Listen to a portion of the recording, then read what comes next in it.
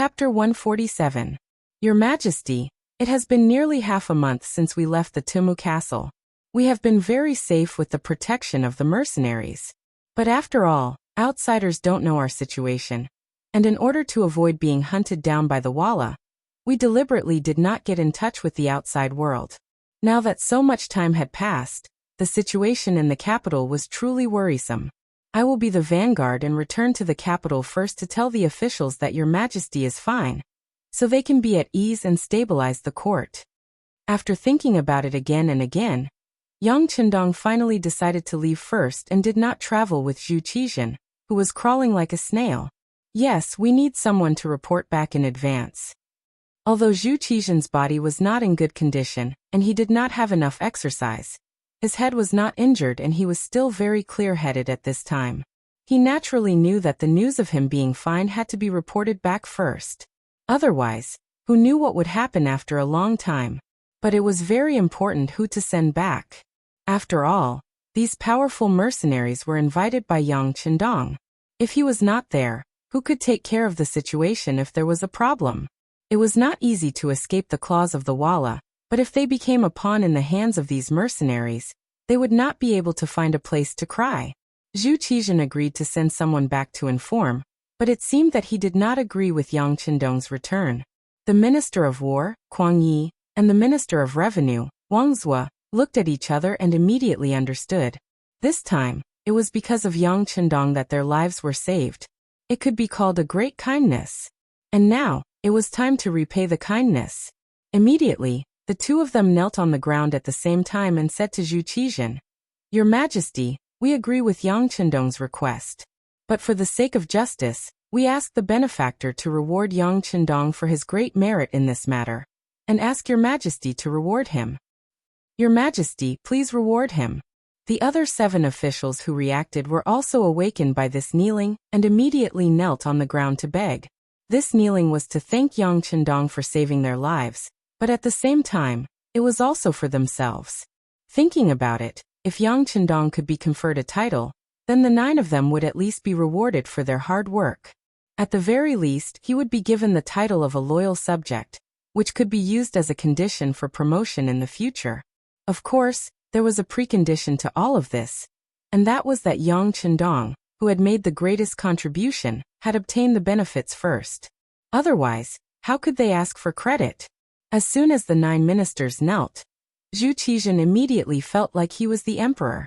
Feeling smug, he nodded his head and said, "That's right. Everyone is right." This time, Yang Shima has indeed performed meritorious service in protecting His Majesty, and deserves to be heavily rewarded. In that case, I will confer Yang Qindong the title of Loyal and Courageous Count, with a salary of 1,100 stones. He will be able to command the troops in brocade clothes, and will be given a certificate.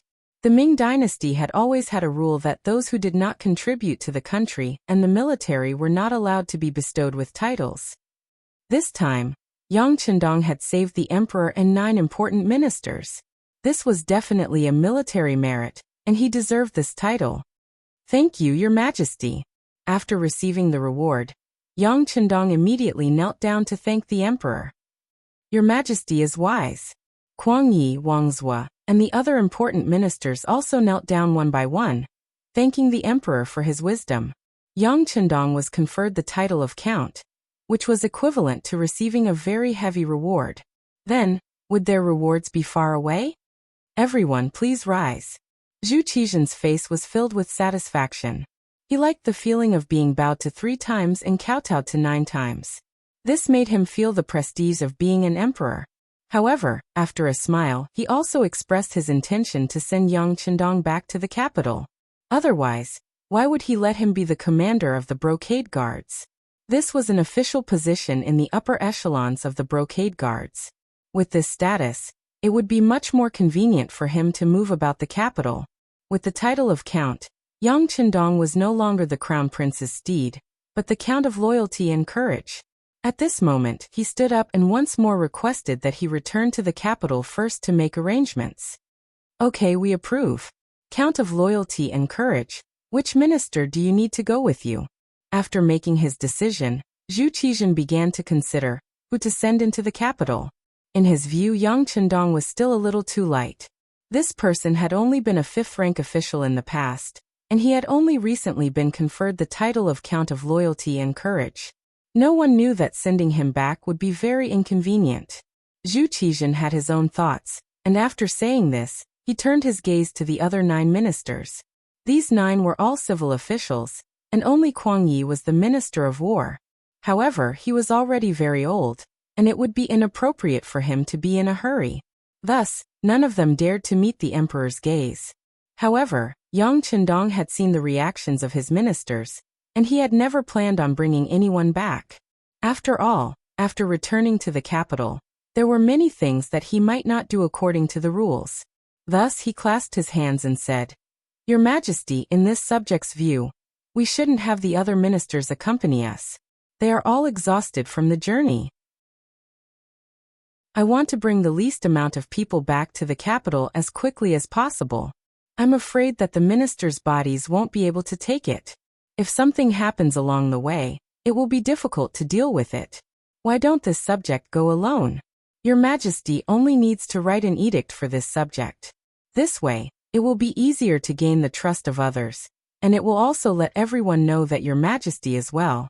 Seeing that none of the 9 ministers took the initiative to step forward, and that Yang Chendong's words made sense, Zhu Qizhen pondered for a moment before saying, "All right, since that's the case, do you have pen and paper?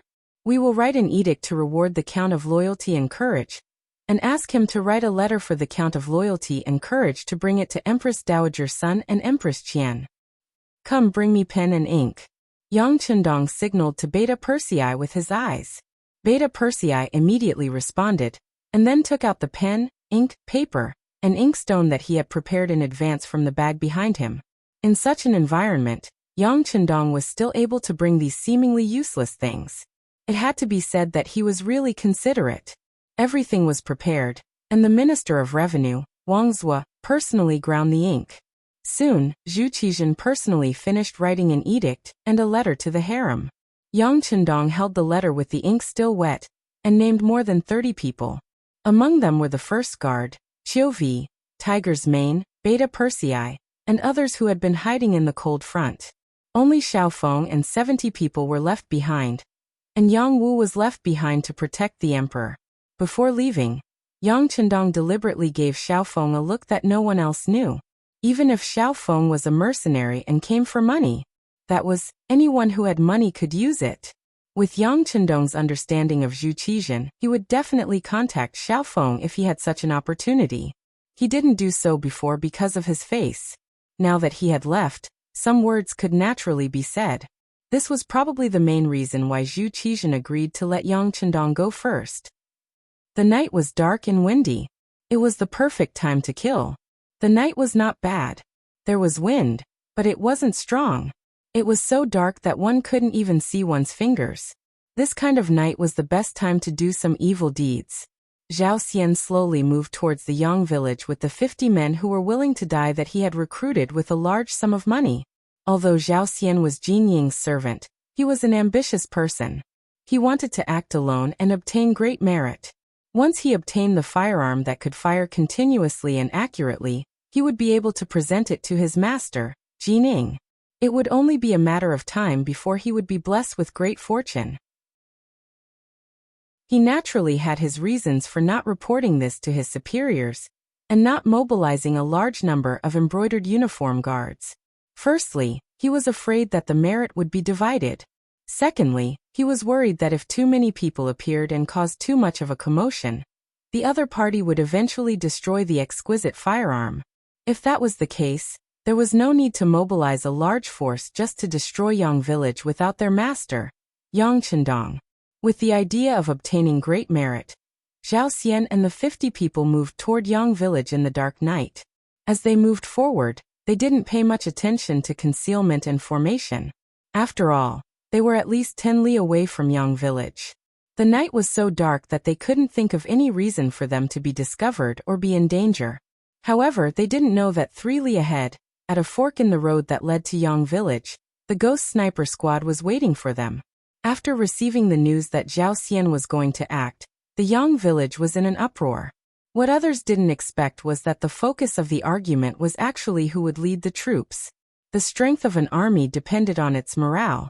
Even if it was a well-trained army, it would only be a defeated army when its morale was completely gone. Previously, there was no lack of elite troops from the Ming Dynasty in the Timu Castle. Many of them were even left behind by the Ming Dynasty's Emperor Zhu Di. However, after losing their morale, weren't they still unable to withstand a single blow? Not to mention how hard the Yangtze's new army trained, and the price they had to pay to become a qualified cold vanguard. In terms of morale, no one could compare. Among them, the fiercest were the Second Guard's Captain Dao Xiao and the Ghost Sniper Squad's Captain Bai Zhua. The two of them led a team of 10 and 20 people respectively. In Yang Chendong's eyes, they were the elites of the elites. They were two sharp fists. Now that there was a mission, these two fists wanted to attack. They wanted to obtain merit and perform better. However, in the end, the one who won was Captain Bai Zhua. It was not for anything else but because before Yang Chendong left, he had said that he had some secret things to do. The first was the Ghost Sniper Squad. This was because this was a hidden army that could attack the enemy from a long distance and not be discovered. The so-called hidden army referred to the fact that they could achieve the goal of being invisible to a certain extent. Before others could discover them, they would be eliminated. Chapter 148. This time, dealing with Zhao Xian was a secret mission. Mobilizing the Ghost Shadow Sniper Squad was the most appropriate move for this kind of mission. When Bai Zhua mentioned the sixth young master's message, Dao Xiao had no choice but to lower his head. The advantage of the guards was in their defense. They could even block bullets for their master in times of danger. Loyalty was a must.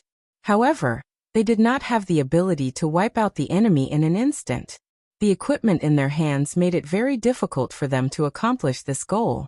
In the end, Bai Zhua won the mission and Yang Lu followed to supervise the completion of the mission.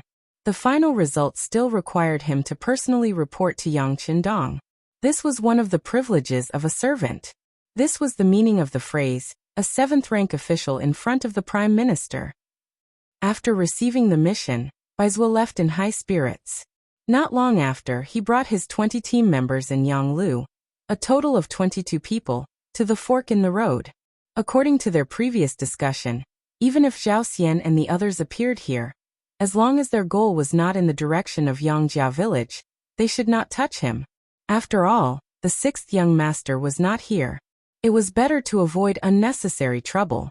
In other words, although Bai Zhua had made preparations, the final choice was still in Zhao Xian's hands. As long as he was not greedy, death could still be avoided. However, since Zhao Xian had seen the power of the new firearms and had made preparations for a few days, how could he not make a move on Yangjia village? Therefore, when Zhao Xian led more than 50 people to the fork in the road, he did not hesitate at all, and chose the direction that led to the Yang village. The moment they took the first step, they were destined to meet a tragic end. In order to complete this mission, Bai Zhua had brought the most advanced weapons and equipment. Needless to say, the sniper rifle had a shooting range of up to 2 kilometers. At the same time, it was equipped with extremely advanced night vision goggles, which ensured that the light in the field of vision was not too different from the light in the day. It was still possible to see every movement of the target clearly, and even every hair on their body. Under these conditions, one could imagine what awaited Zhao Xian and the others. The silhouettes of Zhao Xian and the others appeared clearly in the scope. These men in black seemed to be using the darkness of the night to disguise themselves, but in fact, every movement was magnified and could be seen clearly. Even the slight change in their eyes could be seen clearly. Ready, 3, 2, 1. Fire! As the captain, Bai Zhua was very calm at this time. Unlike the other teammates, he didn't need a spotter. Even though Yang Lu was crawling beside him, he was only here to observe the situation and wouldn't help anyone. Bai Zhua didn't need a spotter. He was still comparable to any group of subordinates. When he gave the order to shoot, according to the attack plan, the men in black walking in the last row became the first targets to be shot. Swish, swish, swish, swish. Under the silencer, several flames suddenly appeared, followed by the sound of 11 black-clothed men falling to the ground, followed by the swollen bodies. One of them didn't get hit in the vitals because the silencer would change the aerodynamic efficiency of the bullet when it was fired. This would change the speed and direction of the bullet, which would affect the sniping distance and shooting accuracy. Since he wasn't hit in the vitals, he didn't die immediately. Instead, he struggled and screamed in pain. In such a dark night, the sudden miserable screams immediately attracted the other black-clothed men to hide in all directions like birds startled by the twang of a bow. In a situation where they did not know what had happened, there were even some who directly fell to the ground. It could be seen that they were indeed frightened. In an era where ordinary firearms were considered the most advanced firearms, the sniper rifle was something that many people had never seen before. There were no signs of life. Just a few flames lit up, and people fell to the ground dead. To the ancients who did not know anything about technology, this was no different from seeing a ghost. It made their bodies tremble, and at the same time, their hearts were also trembling. Once the order to shoot was given, the attack wouldn't stop unless all the enemies were eliminated. Even if these people were trembling and feeling fear from the depths of their souls, it couldn't change their fate at all. The flashes of light were like the fluttering of the world, dazzling and eye-catching. What followed was the men in black being killed on the ground one after another. No matter where they hid, whether they were standing, squatting, or lying down, it didn't change their fate of death. After the flashes of light, after only 5 rounds, only Zhao Xian was left on the battlefield. It wasn't that he hid well, nor was it that he was lucky. Leaving him alive was originally Yang Lu's request. More than 50 people were handed over to the Ghost Shadow Sniper team, leaving one person for himself to kill. This was the result that Yang Lu came to after discussing with Bai Zhua. They didn't want no one to know of their existence when they first appeared. Even if Zhao Xian was destined to die, it was also a kind of glory for him to know who killed him before he died. Originally, there was a group of living people around him. Although these people had cold expressions and even had a murderous aura in their eyes, they were still living people after all. It wasn't like now, where the surroundings were filled with a deathly aura, and the smell of fresh blood assailed his nostrils. Zhao Xian felt as if he was living in hell. There was only deathly aura around him. Just as his eyes kept turning and his mind was blank, frightened by the scene in front of him, Yang Lu appeared from a bush and walked out. Who are you? Let me tell you, my master is Lord Jining. If you dare to kill me, he will definitely not let you go. Feeling a black shadow creeping towards him in the distance, Zhao Xian's lips kept trembling as he tried to threaten the other party with a trembling voice. He was a fish on the chopping block. At this moment, Zhao Xian's voice was so weak and pale that it didn't pose the slightest threat to Yang Lu, who was getting closer and closer. With steady steps, Yang Lu walked step by step like a heavy hammer pounding on the soul. He arrived in front of Zhao Xian and raised the broadsword in his hand high. Kid, I'll give you a benefit before you die. I'll let you be a ghost that knows the truth. Since you've offended the 6th young master, death is your only fate. You're from the Yang village? No. That's impossible. Your master is already dead, and you still dare to offend Lord Jining. You're all destined to die. At this moment, Zhao Xian finally regained his senses and realized Yang Lu's identity. He then shouted hysterically. Unfortunately, no matter how much he shouted, he couldn't change the outcome. As Yang Lu raised his broadsword high and brought it down, a bloody head flew into the air. Zhao Xian was dead. When he died, his widened eyes seemed to express the unwillingness in his heart. He finally knew how powerful the Yang village was. He knew that the Yang village had more than one powerful firearm. He knew that the Yang village was not to be trifled with and was powerful. If he had another chance to choose, he definitely wouldn't have brought his men to the Yang village to steal the credit. Instead, he would have brought a large group of embroidered uniform guards to the Yang village. He didn't believe that the people of the Yang village would dare to resist against the embroidered uniform guards. Zhao Xian really didn't understand the people of the Yang village. They were soldiers of the new era, and were particular about obeying orders. As long as it was an order from Yang Qindong, even if they knew that there was a sea of fire in front of them, no one would frown when advancing. Even if the Imperial Secret Service really came, what they needed to do was to actively counterattack without the slightest hesitation. Zhao Xian was dead. He died without any signs of life. As the master, Jining didn't know at all. He really had too many things to do. Wang Zhen still had many remaining supporters to deal with. After all, Wang Zhen had covered the sky with one hand all these years. Whether it was in the palace or outside, he had accumulated too much power. It would take a lot of time to get rid of them. Other than Wang Zhen, there were many people who had to be dealt with in time. Before Zhu Qizhen left the capital, he had ordered Zhu Qiyu to stay in the capital. The court affairs would be handled by Jining, another eunuch, Xing'an the Minister of Personnel, Wang Ji and the Prince Consort, Jiao Jing. Wang Ji and Jiao Jing were easy to deal with. When faced with an extreme situation, the first thing a scholar would think of was self-preservation. As long as he didn't threaten the lives and interests of these people, they would stay put and watch everything with the attitude of watching a tiger fight from the top of a mountain. Xing'an, on the other hand, had first served Empress Dowager Sun, then Empress Qian. With the Empress's support, he wasn't easy to deal with. Moreover, they were all eunuchs, so it was easy for them to guess each other's thoughts. As for the Xing, an eunuch, Jining wanted to negotiate first. Although Zhu Qiyu had already ascended the throne and become the substitute emperor, it was clear that he still respected his sister-in-law. If he made a move against Empress Qian's people, he had no idea what would happen if he was sued.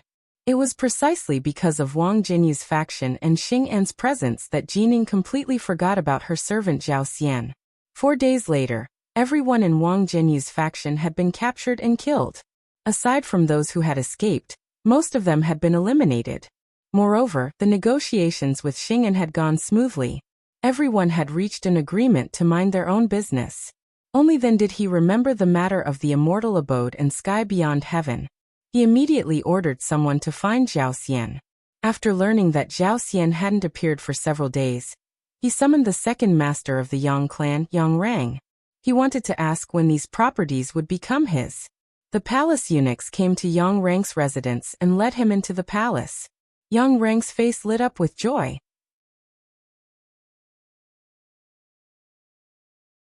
Chapter 149. He did not know that Zhao Xian had already gone to hell. He thought that he had succeeded, and that Jining was going to reward him. He did not forget that the eunuch in charge had said that there would be more benefits for him. He was still looking forward to being promoted and getting rich. Yang Rang came to the palace with a trace of anticipation and excitement. The moment he saw Jining, he knelt on the ground without any bottom line, and kept saying auspicious things about Jining.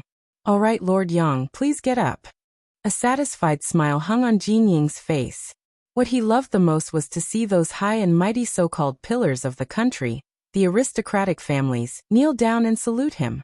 It gave him a great sense of accomplishment. Yang Rang thanked him profusely and stood up again.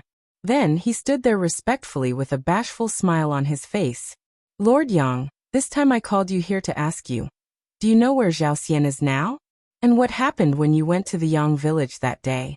Jin Ying's question made Yang Rang's heart tremble. He had thought that the matter had been resolved. Unexpectedly, it was not the case at all. Zhao Xian had actually disappeared. For a moment, while he was surprised, he recounted everything that had happened at the Yang village that day. At first, Jining listened carefully. However, the more he listened, the more complicated his expression became. As the master, he knew very well what kind of person Zhao Xian was. He was a person who rejoiced in grandiose achievements. It was only because he was very loyal to him that he was still used by him. Thinking that now that he had great power in his hands, he thought that the matter that was given to him would not go wrong. However, he had never imagined that things would turn out like this.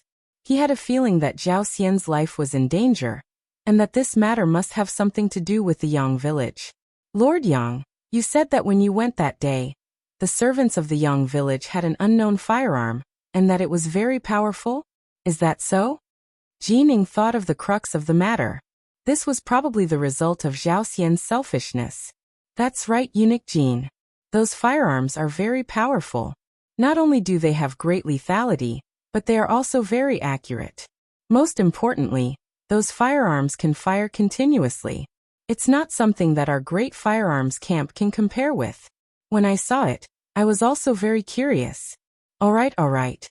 Jin Ying's expression darkened as she interrupted Yang Rang's boastful speech. I know what happened. You can go back first. Jining waved her hand.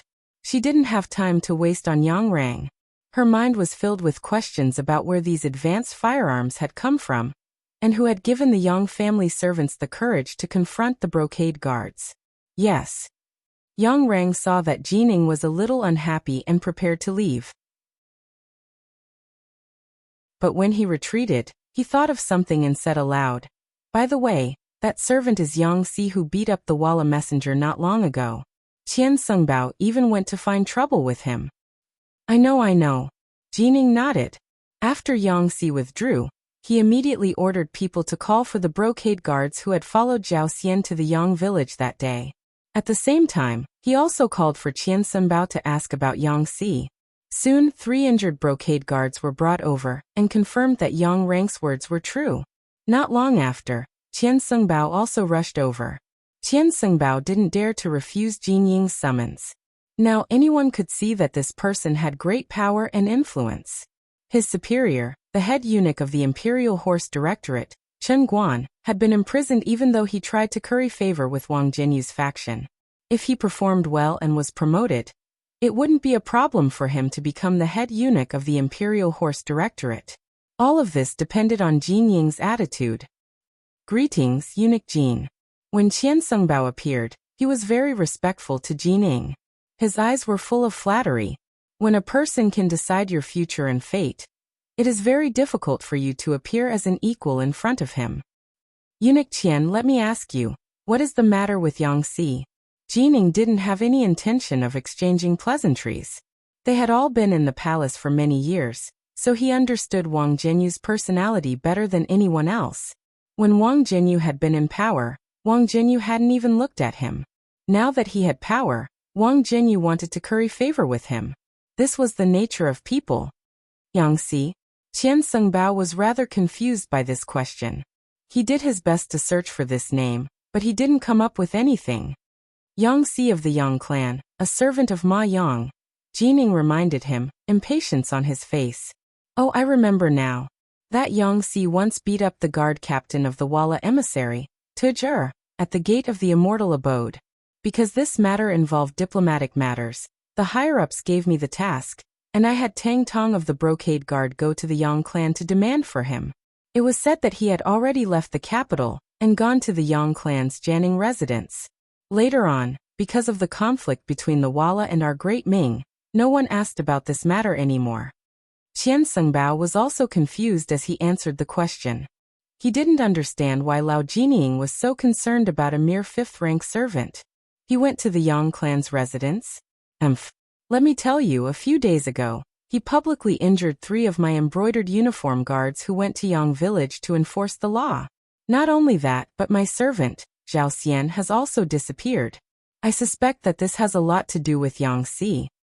As Jining spoke, he let out a soft snort, expressing the dissatisfaction in his heart. Something like that happened? Qian Sungbao had truly been shocked by this matter. Putting aside the fact that no one in the world dared to openly oppose the brocade guard, just the disappearance of Jin Ying's servant was a major matter. Based on this, the Yang village was doomed this time. After knowing Jin Ying's intentions, Qian Sungbao understood what he had to do next. He immediately took the initiative and said, Don't worry, Eunuch Jin. I will bring some people to the Yang clan and bring the criminal over. At the same time, I will search the place to see if I can find Zhao Xian's whereabouts. Very good. Seeing that Qian Sungbao understood his intentions, Jin Ying's expression eased. Go ahead, but you must be vigilant. There is news that the other party has a new type of firearm with great destructive power. You must bring more people with you. Also, bring Mao Mu with you. In the past, when Wang Zhen communicated with the Yang clan, he relied on this person. Let him reason things out first. It's best not to make a move if possible. Of course, Jining wasn't someone who bemoaned the state of the universe and pitted the fate of mankind. He didn't have the slightest intention of being soft-hearted when it came to the lives of the Yang clan people. He was worried that the advanced firearm would be destroyed, so he wanted to use the method of peace talks to resolve the matter. Qian Sungbao left after receiving his orders. As he instructed someone to find Tang Tong, Qianhu, and have him wait outside the palace with his men, he walked straight to where Mao Mu was resting. Mao Mu was the last-ranked eunuch in the ceremony directorate.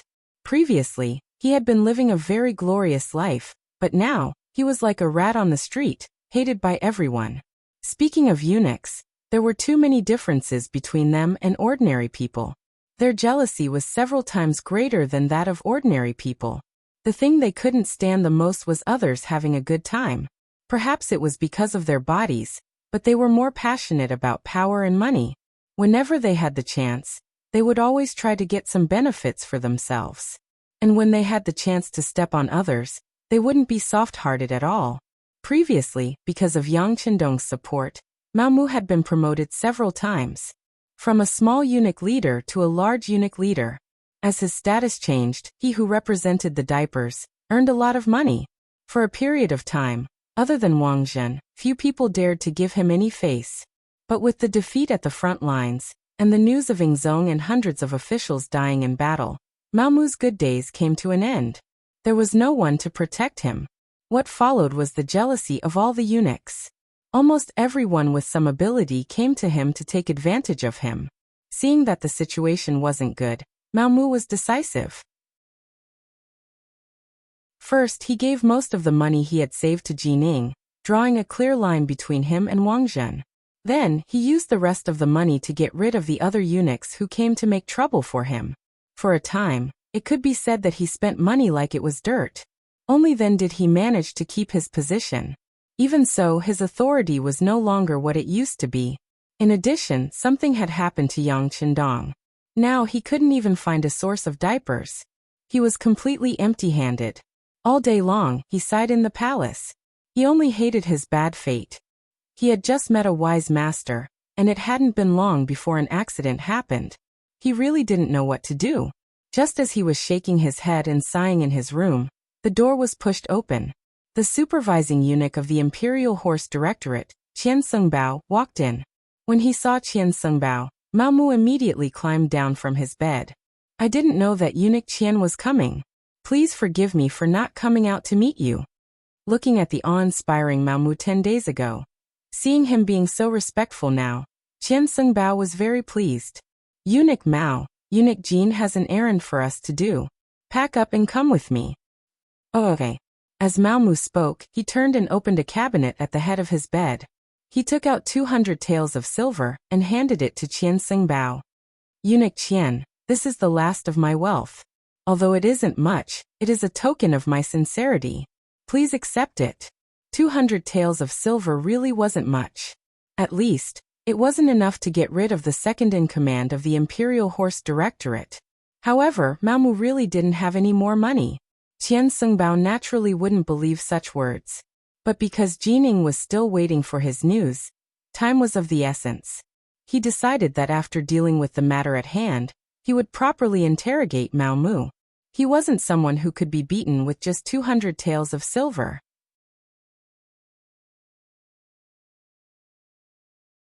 Chapter 150. Mao Mu followed Qian Sungbao out of the palace and saw Qian Tong, who had already gathered 200 embroidered uniform guards. When Mao Mu's gaze met Tang Tong's, there was a look of sympathy in his eyes. They were all Wang Zhen's subordinates, and even Mao Mu had always been seen as one of Wang Zhen's trusted aides.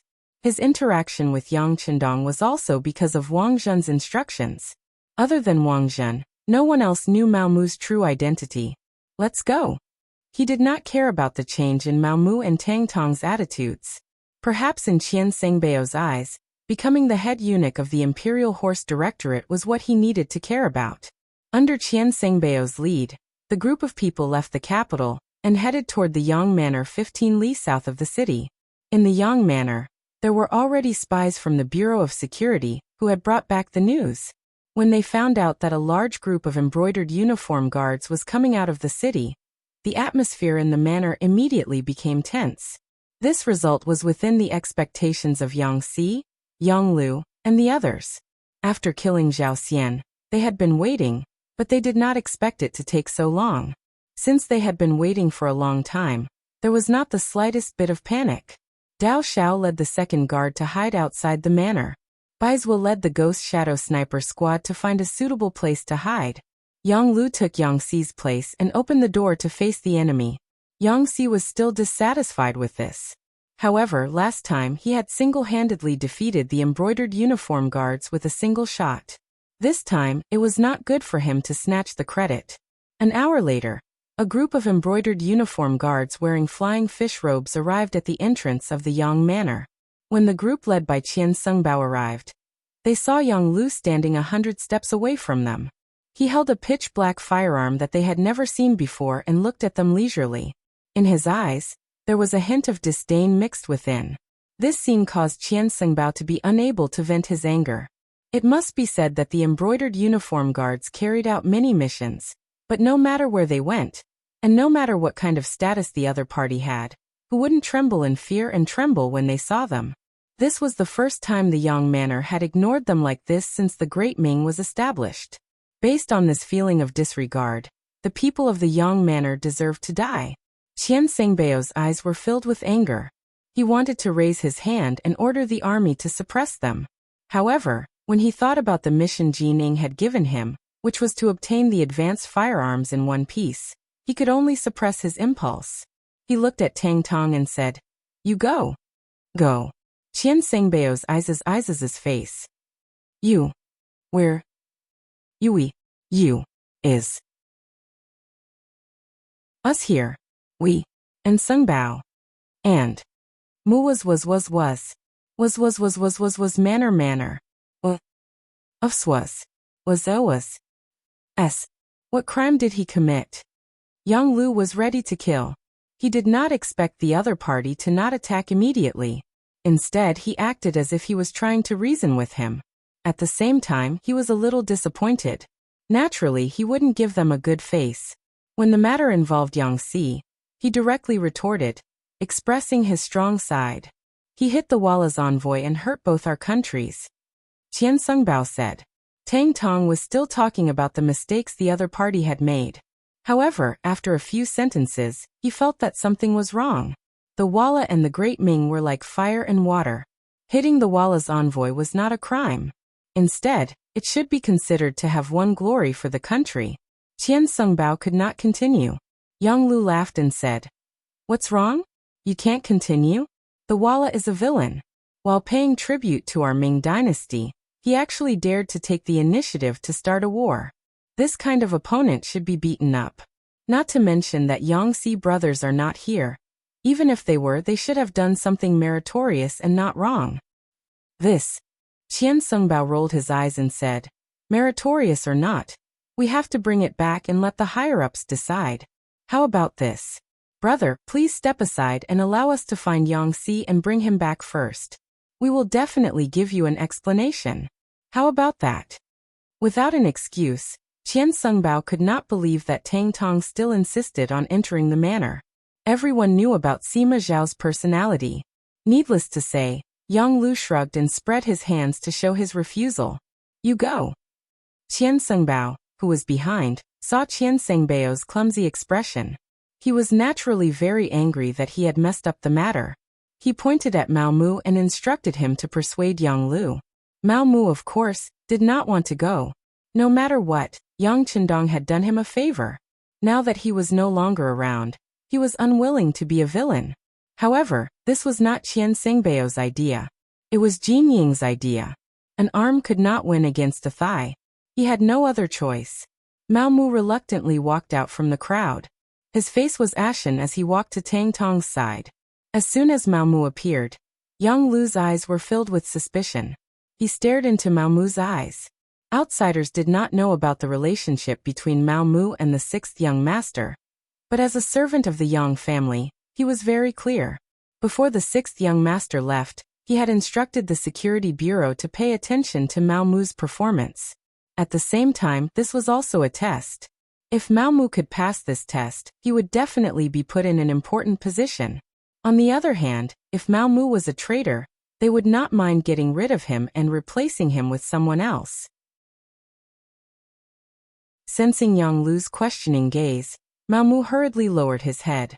"We're here to look for Yang Xi." If he's here, then hand him over. If you insist on not handing him over, then I'm afraid we'll force our way into the manor. Let me ask you, can you stop 200 of us by yourself? Mao Mu's words were interrogative. However, if one listened carefully, it was as if he was telling Yang Lu that they would definitely enter the manor for an inspection today. Yang Lu should quickly think of a countermeasure. When Yang Lu heard Mao Mu's words, his expression was no longer as fierce as before. Since Mao Mu still had the heart to side with the Yang family manor, it would naturally not be good for him to target him. He immediately rushed towards Qian Xingbao, who was in the midst of the embroidered uniform guards, and said, I will stand right here. Unless there is an imperial edict from Emperor Ingzong, no one is to take a step into the manor for no reason. If anyone dares to do so, then I'm sorry, but the weapon in my hand is not something to be jealous of. As if to intimidate, Yang Si raised his hand and fired the 95 style. His action was exactly the same as when Yang Si had blocked Zhao Xian. Bah! The moment the gunshot rang out, the embroidered uniform guards in front of him became chaotic. Qian Xingbao, who was hiding in the crowd, felt his eyes light up. After receiving the mission, he knew that the biggest goal of this trip was this advanced firearm.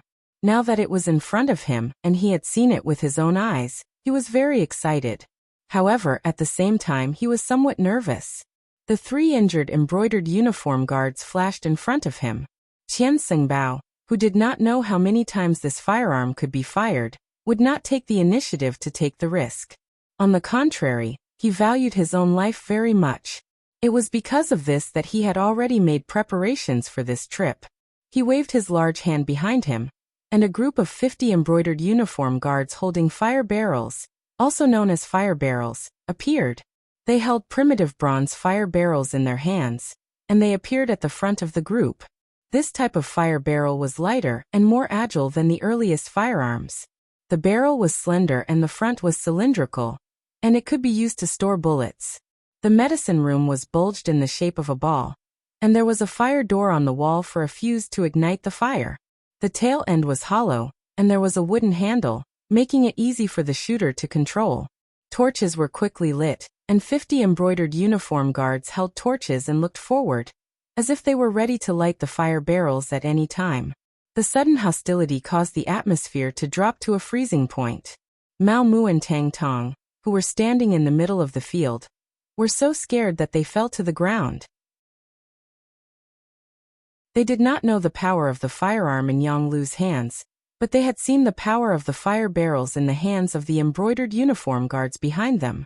If the guns were fired randomly, there was no telling where the target would be. If they still dared to stand in the middle, they would undoubtedly become living targets. Whether the two of them were afraid of death or of being accidentally injured, they simply lay on the ground. In comparison, Yang Lu stood there with the 9-5 style as if nothing had happened. He didn't show the slightest bit of fear because of the appearance of these fire cylinders. On the contrary, his eyes were full of radiance. It was as if he wanted to experience the power of these cylinders. Qian Xingbao saw Yang Lu's behavior, and was naturally very dissatisfied. He actually could not scare the other party. It seemed that simple intimidation had lost its meaning. He had to be serious. He thought that as long as he could kill Yang Lu from a distance, he would be able to obtain the advanced firearm. Then, the mission that Jining gave him would be considered completed. He immediately shouted, "Everyone listen up. The target is straight ahead. If anyone resists, kill without mercy." The reason why he had to go first instead of shooting first was obviously because the power of the flamethrower couldn't reach that far. He wanted to shorten the distance between them. As long as he reached the effective range, he wouldn't hold back.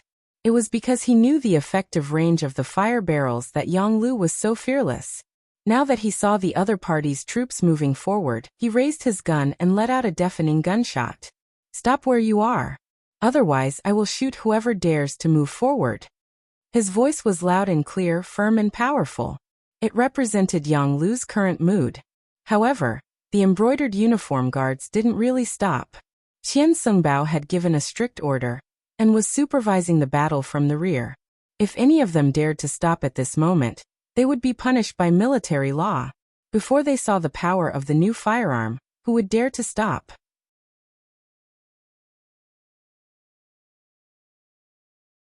Chapter 151. The embroidered uniform guards did not stop because of Yang Lu's words. They continued to walk forward in a straight line. From their point of view, there was no reason for them to lose when 200 people fought one person. However, they did not know that this scene was exactly what Yang Lu wanted.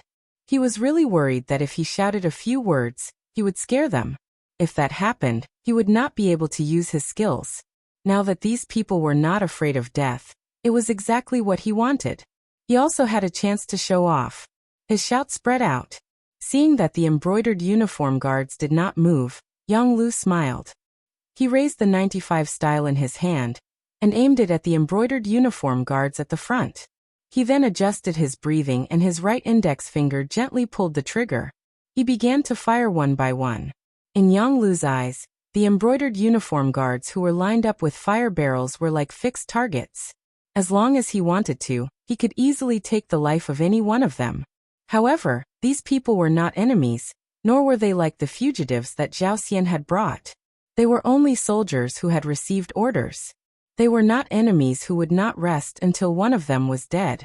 He did not need to kill them. He only needed to injure them and make them suffer heavy injuries to break their fighting spirit. Yang Lu moved the muzzle of the gun slightly, from the original position of the forehead to the legs. His index finger moved slightly, and he fired the first shot. Bang! The second shot rang out. The spinning bullet flew forward and whistled through the air. It directly drilled into the right leg of an embroidered uniform guard. The bullet entered the flesh and brought about a huge impact. The moment it came into contact with the blood, there was a splash of blood. Next, a figure fell to the ground. Along with him was the green fire barrel that was originally in his hand. Bang, bang, bang. All of this was just the beginning. Following Yang Lu's continuous movements of his index finger, the embroidered uniform guards in the front row fell to the ground one after another. The extremely fast speed and accurate hit rate caused the embroidered uniform guards in the front row to become a complete mess. There was no one who wasn't afraid of death, especially when they knew that they were going to die. Even the embroidered uniform guards' morale began to waver. Some directly ran back, some took the initiative to lie down on the ground, and some had already lit their barrels and poured out the gunpowder. As for whether they could hurt Yang Lu or not, they no longer cared. 7 shots were fired, and after taking down 7 armed embroidered uniform guards, the entire formation fell into chaos. Qian Xingbao, who was sandwiched in the crowd, was also completely frightened by this scene. The scene of Yang Lu shooting at the embroidered uniform guards flashed in his mind. From this, he concluded that the other party's firearms were indeed very advanced. Once Jining obtained them, who in the world would be a match for him? If he could hold such a powerful weapon in his hands, whether he gave it to Jining or kept it for himself, it would become the most powerful weapon he could use to intimidate others. Overjoyed, he ignored the chaos in the formation and shouted to the front. Let's go together. What are you afraid of? No matter how powerful he is, he can't kill all of us.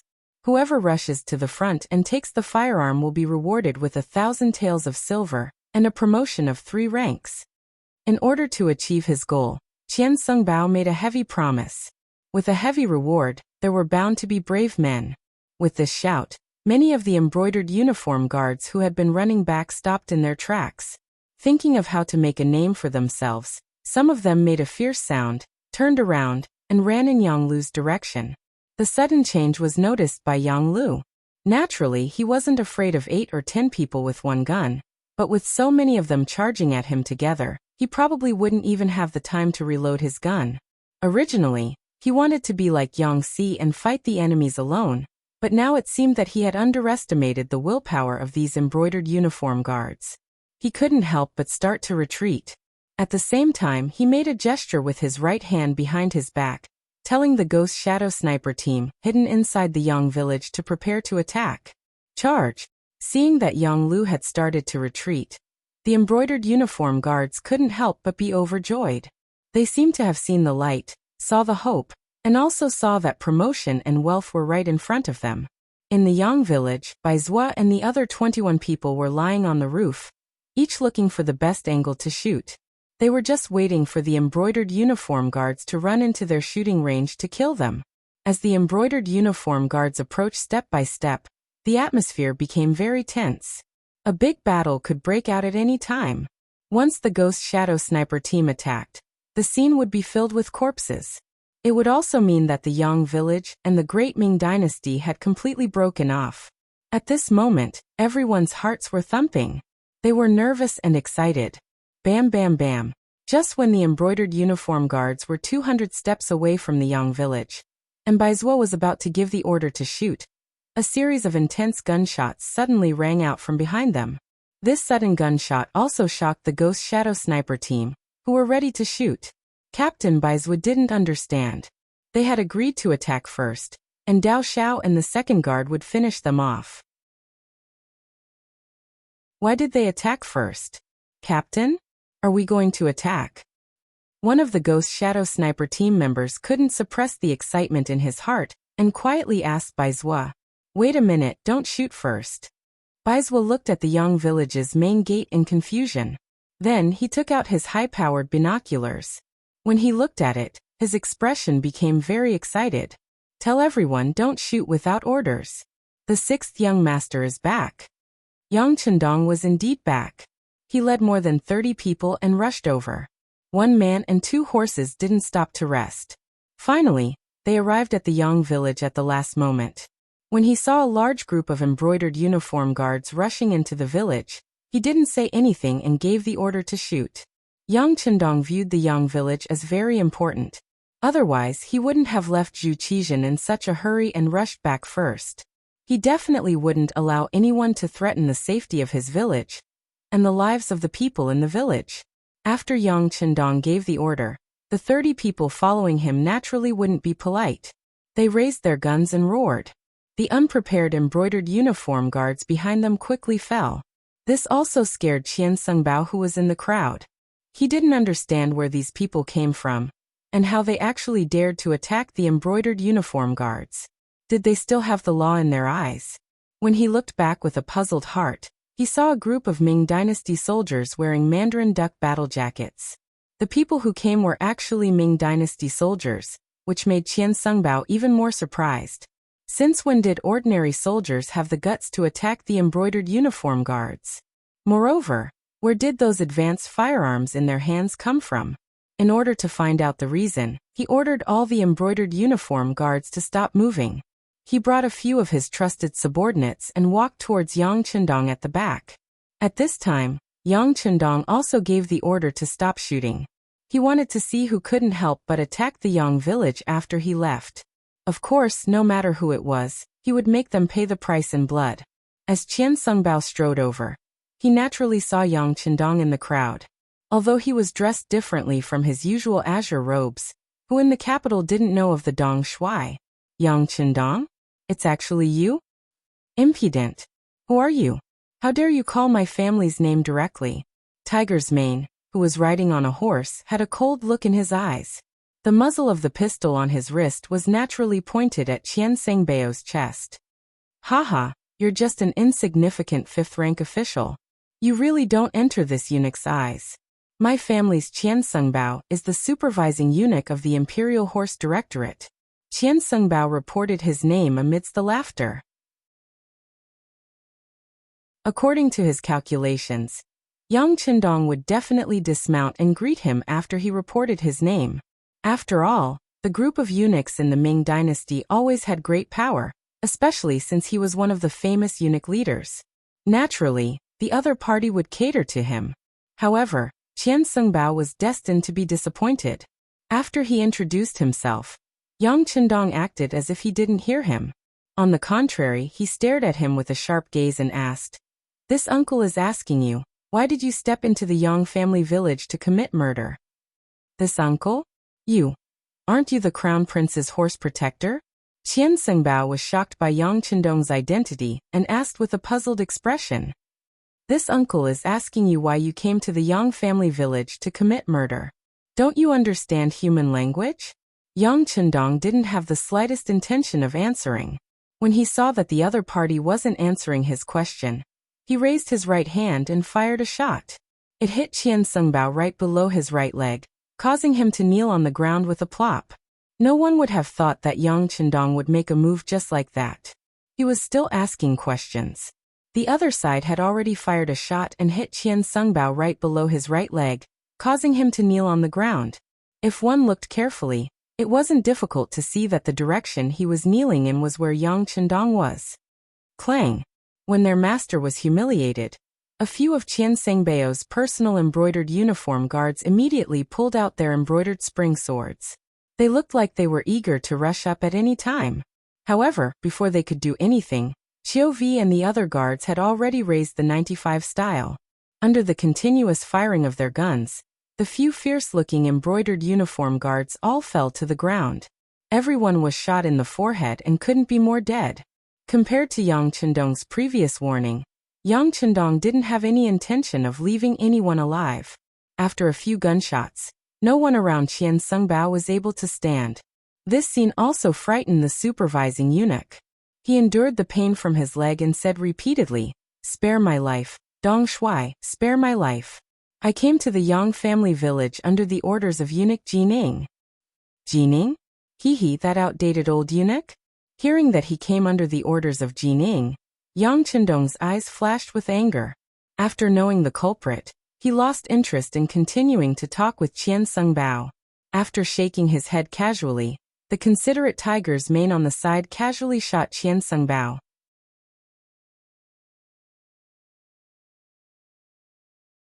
Chapter 152. After the gunshot, Qian Sengbao's eyes widened, and he fell to the ground with an unwilling expression. Even as he died, his eyes were still wide open. He clearly couldn't believe that Yang Chendong would be so bold. Not only did he kill the embroidered uniform guards, he also killed the chief eunuch. Was he not afraid of the Bright King's law? With Qian Sungbao dead, the other embroidered uniform guards looked at Yang Chendong with a strange gaze.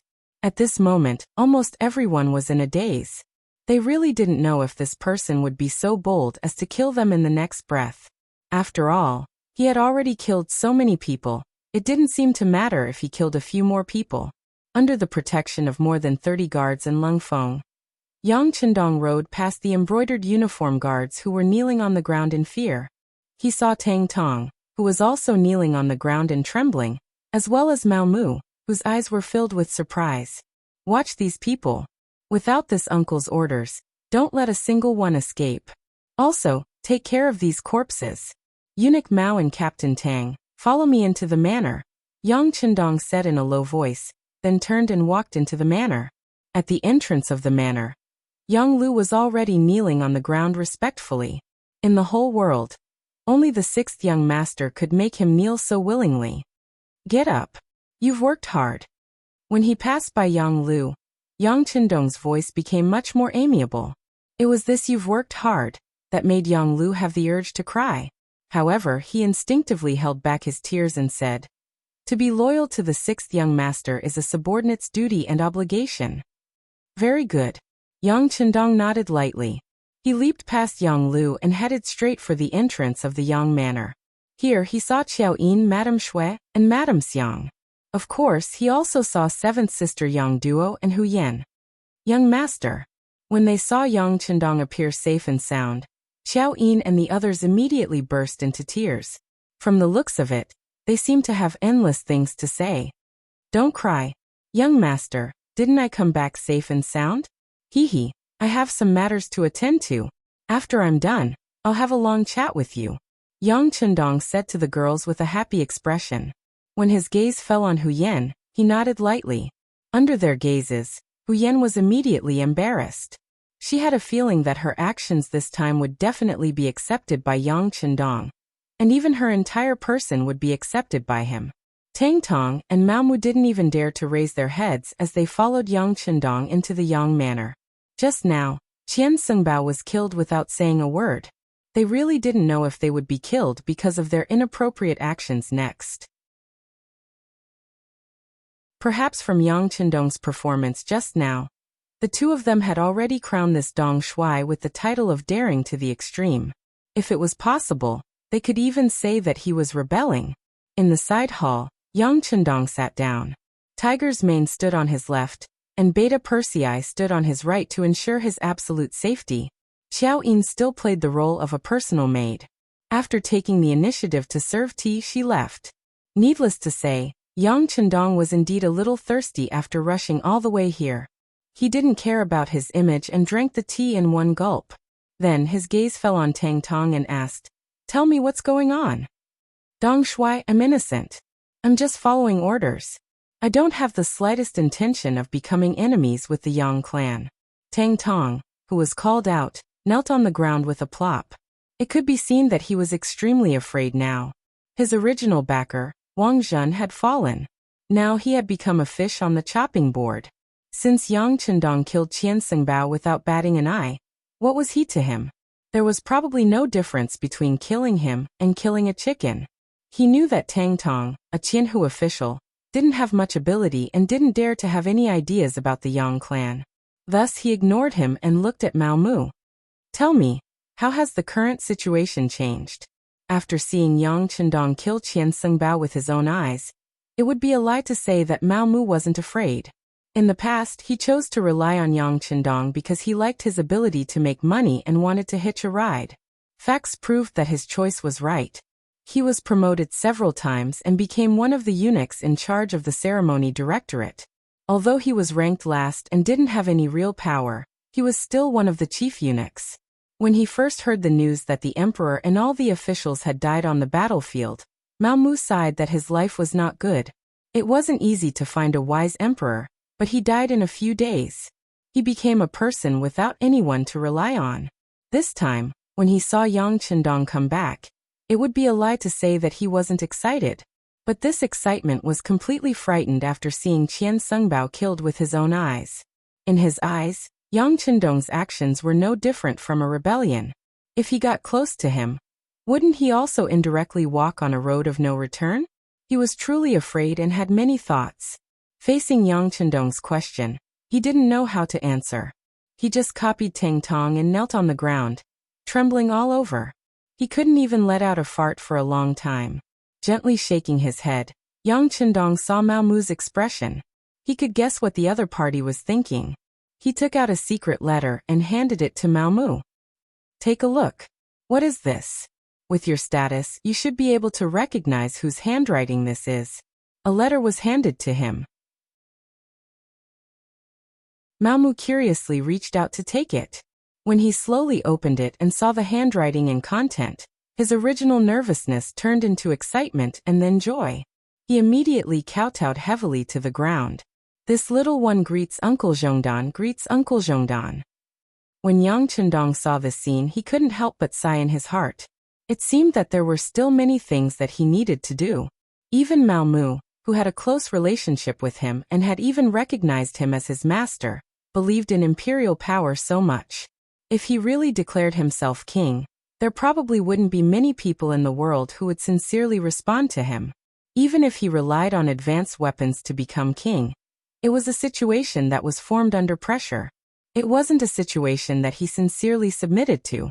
While Yang Chendong was still sighing, Tang Tong, who was kneeling on the ground at the same time, had a strange look in his eyes. He didn't understand why eunuch Mao had such a huge change. As if sensing Tang Tong's confusion, Mao Mu handed the letter to him and said, "Take a look. This is a reward from the emperor. It is definitely written by Yingzong." After receiving the letter, Tang Tong looked over and quickly kowtowed to the ground. At the same time he shouted, "This official greets Uncle Zhongdan, greets Uncle Zhongdan. Okay, both of you get up. Now, you can clearly explain the situation in the court to this uncle." After revealing his trump card, Yang Chendong had won the trust of the two. With Zhu Qizhen's personal handwriting, Mao Mu naturally didn't have any psychological burdens, and began to speak of everything he knew. Occasionally, Tang Tong would add a few words. As he listened to the two, Yang Chendong's expression turned grave, and he couldn't help but sigh at the power of the wheel of history. Although he had saved Zhu Qizhen, this did not change the fact that the Mastiff King had become Daizong. Moreover, without Yu Qian, the court was completely under eunuch Jin Ying's control. Yang Chendong also had no good impression of Jin Ying. This eunuch was essentially jackals of the same tribe as Wang Zhen, and he was also not a good person. With him here, Daizong would probably find it very difficult to become a wise sovereign. It took an hour for Mao Mu and Tang Tong to give a rough account of the situation in the capital, but even this was not complete. Fortunately, Yang Chendong had already understood, and had a general understanding of the situation. Okay, this uncle already knows the situation. I presume that you've already guessed that Ingzong is fine, and is currently heading to the capital under the protection of soldiers. This uncle is merely a vanguard official. Now comes the problem. The Great Ming now has 2 emperors. How will you choose? As Yang Chendong spoke, he turned his deep eyes to Mao Mu and Tang Tong, intending to force them to state their stance. He had even made up his mind. It would be fine if these 2 were willing to swear loyalty to Zhu Qizhen, but if they weren't, he would kill them both. Until he had infiltrated the palace and met with Empress Qian, his return could not be exposed. Sensing the pressure in Yang Chendong's eyes, Mao Mu made his choice without the slightest hesitation. This lowly one is a eunuch appointed by Ingzong, and naturally must swear loyalty to him. Yes, this lowly one is also loyal to Ingzong. This time, Tang Tong reacted quickly and made his choice right behind Mao Mu. Okay. This answer was within Yang Chendong's expectations. They had all been glorious figures of Ingzong's era, but now that Daizong had been replaced, Jining viewed them as dissidents, and they were on the verge of being eliminated. It had always been easy to choose where to go. Since all of you have chosen Ingzong like this uncle, it is time for us to repay His Imperial Majesty's kindness. Mao Mu, immediately arrange for me to enter the palace and meet with Empress Qian. Remember, only you can know of this matter. As for how much silver it will cost, I will prepare it for you in a little while. Tang Tong, immediately get in touch with those embroidered uniform guard leaders. This emperor is also the commander of the embroidered uniform guard. As long as they join me, their past mistakes can be forgiven. Of course, Yang Chendong would also choose to work for Ingzong Zhu Qizhen. This was not about who he wanted to swear loyalty to, but in the current situation, Ingzong was clearly at a disadvantage. He had to help him gain a foothold. In his opinion, whether it was Ingzong, Zhu Qizhen, or Daizong, Zhu Qiyu, as the emperor, they could not be too strong. It would be best if the 2 emperors worked together. This way, he would be able to benefit from both sides. Now that Ingzong was at a disadvantage, he naturally had to help him.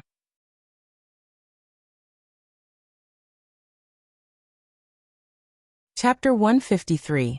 Mao Mu and Tang Tong left happily after they got the job. Before they left, the 2 of them each got a few boxes of silver. This was the working capital that Yang Chendong gave them. Without money, it would be difficult to do anything in this world. When the 2 of them left, they naturally patted their chests and promised that they would do a good job. As for Qian Sengbao's death, they followed Yang Chendong's words and said that he was searching the Yang family manor. He said that he did not see any new firearms and was looking for them. As long as the news could be delayed for half a day, Yang Chendong could naturally do a lot of things. Mao Mu and Tang Tong left happily. Hu Yan, Xiao Yin, and the other girls also walked from the back hall to the side hall. They all looked at Yang Chendong with happy eyes. Except for 7th sister Yang Duo, the other girls' eyes were shining. They looked like they couldn't wait to throw themselves into Dong Shuai's arms and be comforted. After so many days without a woman by his side, Yang Chendong's body also had needs. But he knew that there were too many things that needed to be done now. He would have to wait until night to talk about love. He could only suppress the impulse in his heart and smiled at the girls. You can rest assured. This young master is very good. I didn't get hurt at all. Later, when the situation stabilizes, I will talk to you one by one.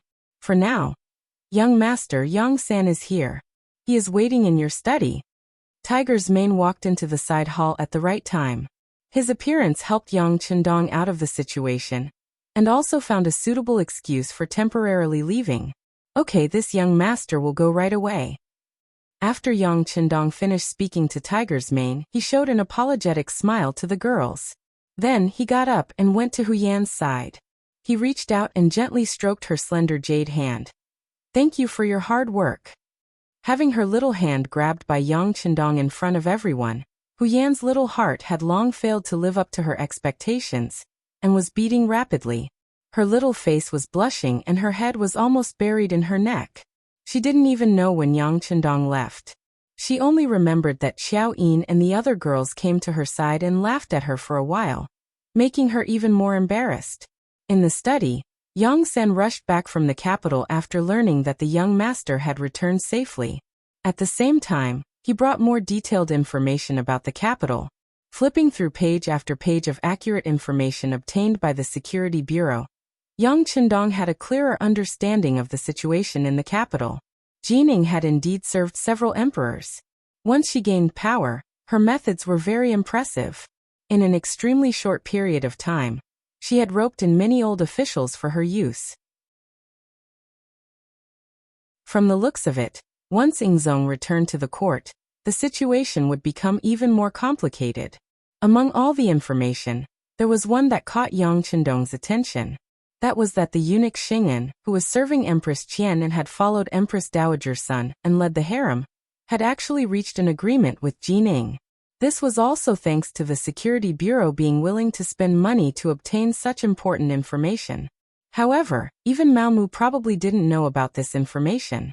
Thinking about how Mao Mu, who did not know, might enter the palace to contact Xing and then discuss his meeting with Empress Qian, Yang Chendong's expression changed. He decisively decided to change his previous plan. He looked at Yang San and asked, "Let me ask you, is it possible to contact Empress Qian without anyone noticing?" After some thought, Yang San gave Yang Chendong an answer. "It's possible.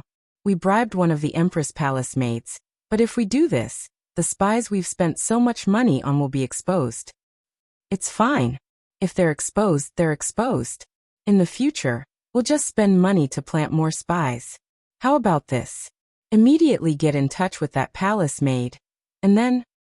Mao Mu excitedly returned to the capital and entered the imperial palace. Just as Yang Chendong had guessed, he went to find Xing'an, the chief eunuch serving the empress. As the chief eunuch serving the empress, Xing'an had 40 eunuchs under his direct command, and there were countless eunuchs under these 40 eunuchs. Unlike the eunuchs serving the emperor, Xing'an's authority was mainly in the harem. If the empress had too much power, then the chief eunuch in the harem could be on par with some of the chief eunuchs serving the emperor. From how Ingzong allowed Xing and Jining to assist him on this expedition, one could see his status. However, because Empress Qian wasn't keen on power, he wasn't as awe-inspiring as Jining. Even so, other eunuchs couldn't meet him just because they wanted to. Fortunately, Mao Mu was originally the eunuch in charge of the ceremony directorate. In addition, he had spent a lot of money to send a message to Xing'an, allowing the two to meet. "So it's eunuch Mao. But why aren't you working in the ceremony directorate? Why have you come to this duke's place?" They met, but Xing'an's attitude wasn't good. He spoke in a condescending tone. "Eunuch Xing, this lowly one has come to discuss something important with you. Please dismiss your attendants." Mao Mu saw that there were 2 other eunuchs in the room and spoke carefully. Xing'an was about to bring a cup of tea to his mouth when he heard this and was startled. He carefully looked at Mao Mu and saw that he wasn't faking it. He thought that Mao Mu wouldn't dare to harm him here, so he lazily waved his hand, leaving only the 2 of them in the room.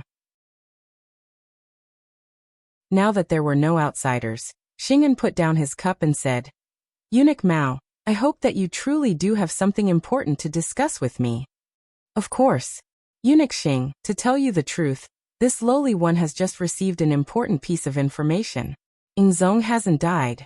After approaching Xing'an's ear, Mao Mu told him the information he got from Yang Chendong.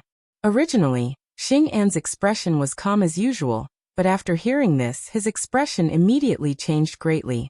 He looked at Mao Mu with shock in his eyes. What did you say?" "Ingzong is still alive, and he's heading toward the capital," Mao Mu said in an excited voice, a look of pleasant surprise on his face. "Where did you get this information?" Xing'an's face was red, but he didn't know if it was because he was excited or for some other reason.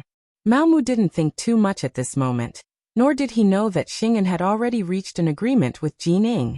One of them was in the imperial court while the other was in the harem. Both of them minded their own business. He thought that Xing'an had this expression because he was happy, so he said, "I can't say where it came from yet.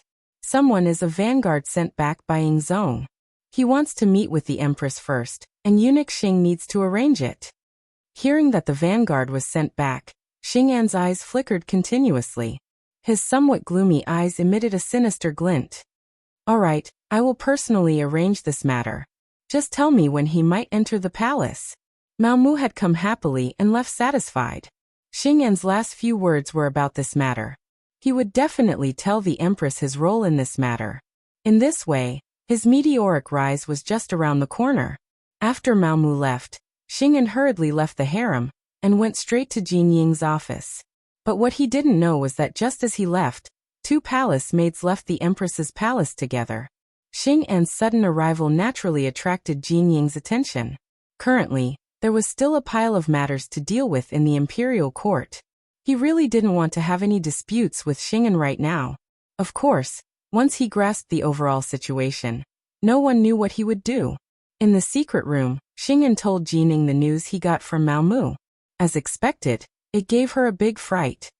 Eunuch Xing, this matter can't be taken as a joke.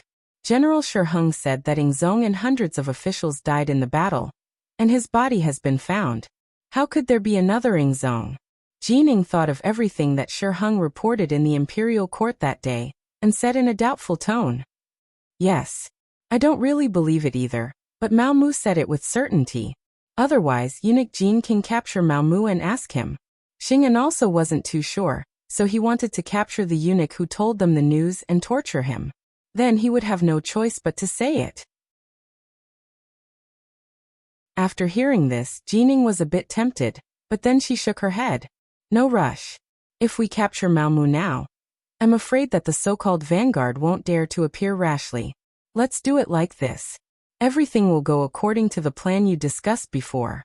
Once the vanguard appears, we'll capture him, and then interrogate him about whether Yingzong is still alive. If he's lying to us, then it's no big deal. But if he's alive, then we'll put him under house arrest. When the time comes, we'll inform Daizong. This will be a great merit. When that time comes, will we be left out of the benefits? Good. Eunuch Jin's thoughts are thorough. Thinking about how he could use this opportunity to make a good contribution in front of the new emperor, Xing'an's face was filled with excitement. Although it was true that he was the head eunuch by Empress Qian's side, the emperor had already been replaced, and the empress would be replaced sooner or later. When that time came, he would have to make plans as early as possible. This was also why he took the initiative to tell Jining this matter. This was to pave the way for future matters. Mao Mu was still waiting. When the time came, he would bring Yang Chendong to meet with Empress Qian in private. But before the main person appeared, a young eunuch appeared first. Eunuch Mao, the 6th young master has a message for you. Immediately leave the palace with me. Who are you? Mao Mu asked warily when he saw that the young eunuch was unfamiliar. Eunuch Jin, don't worry about who I am. All of this was arranged by the 6th young master. He said that what you did has been exposed. Soon, a great disaster will befall you. Come with me now. The eunuch who came also had an anxious look on his face. He was taking a huge risk by doing this. If Yang San had not found him and said that he was willing to pay 2,000 taels of silver for him to make this trip, then he definitely would not have appeared here.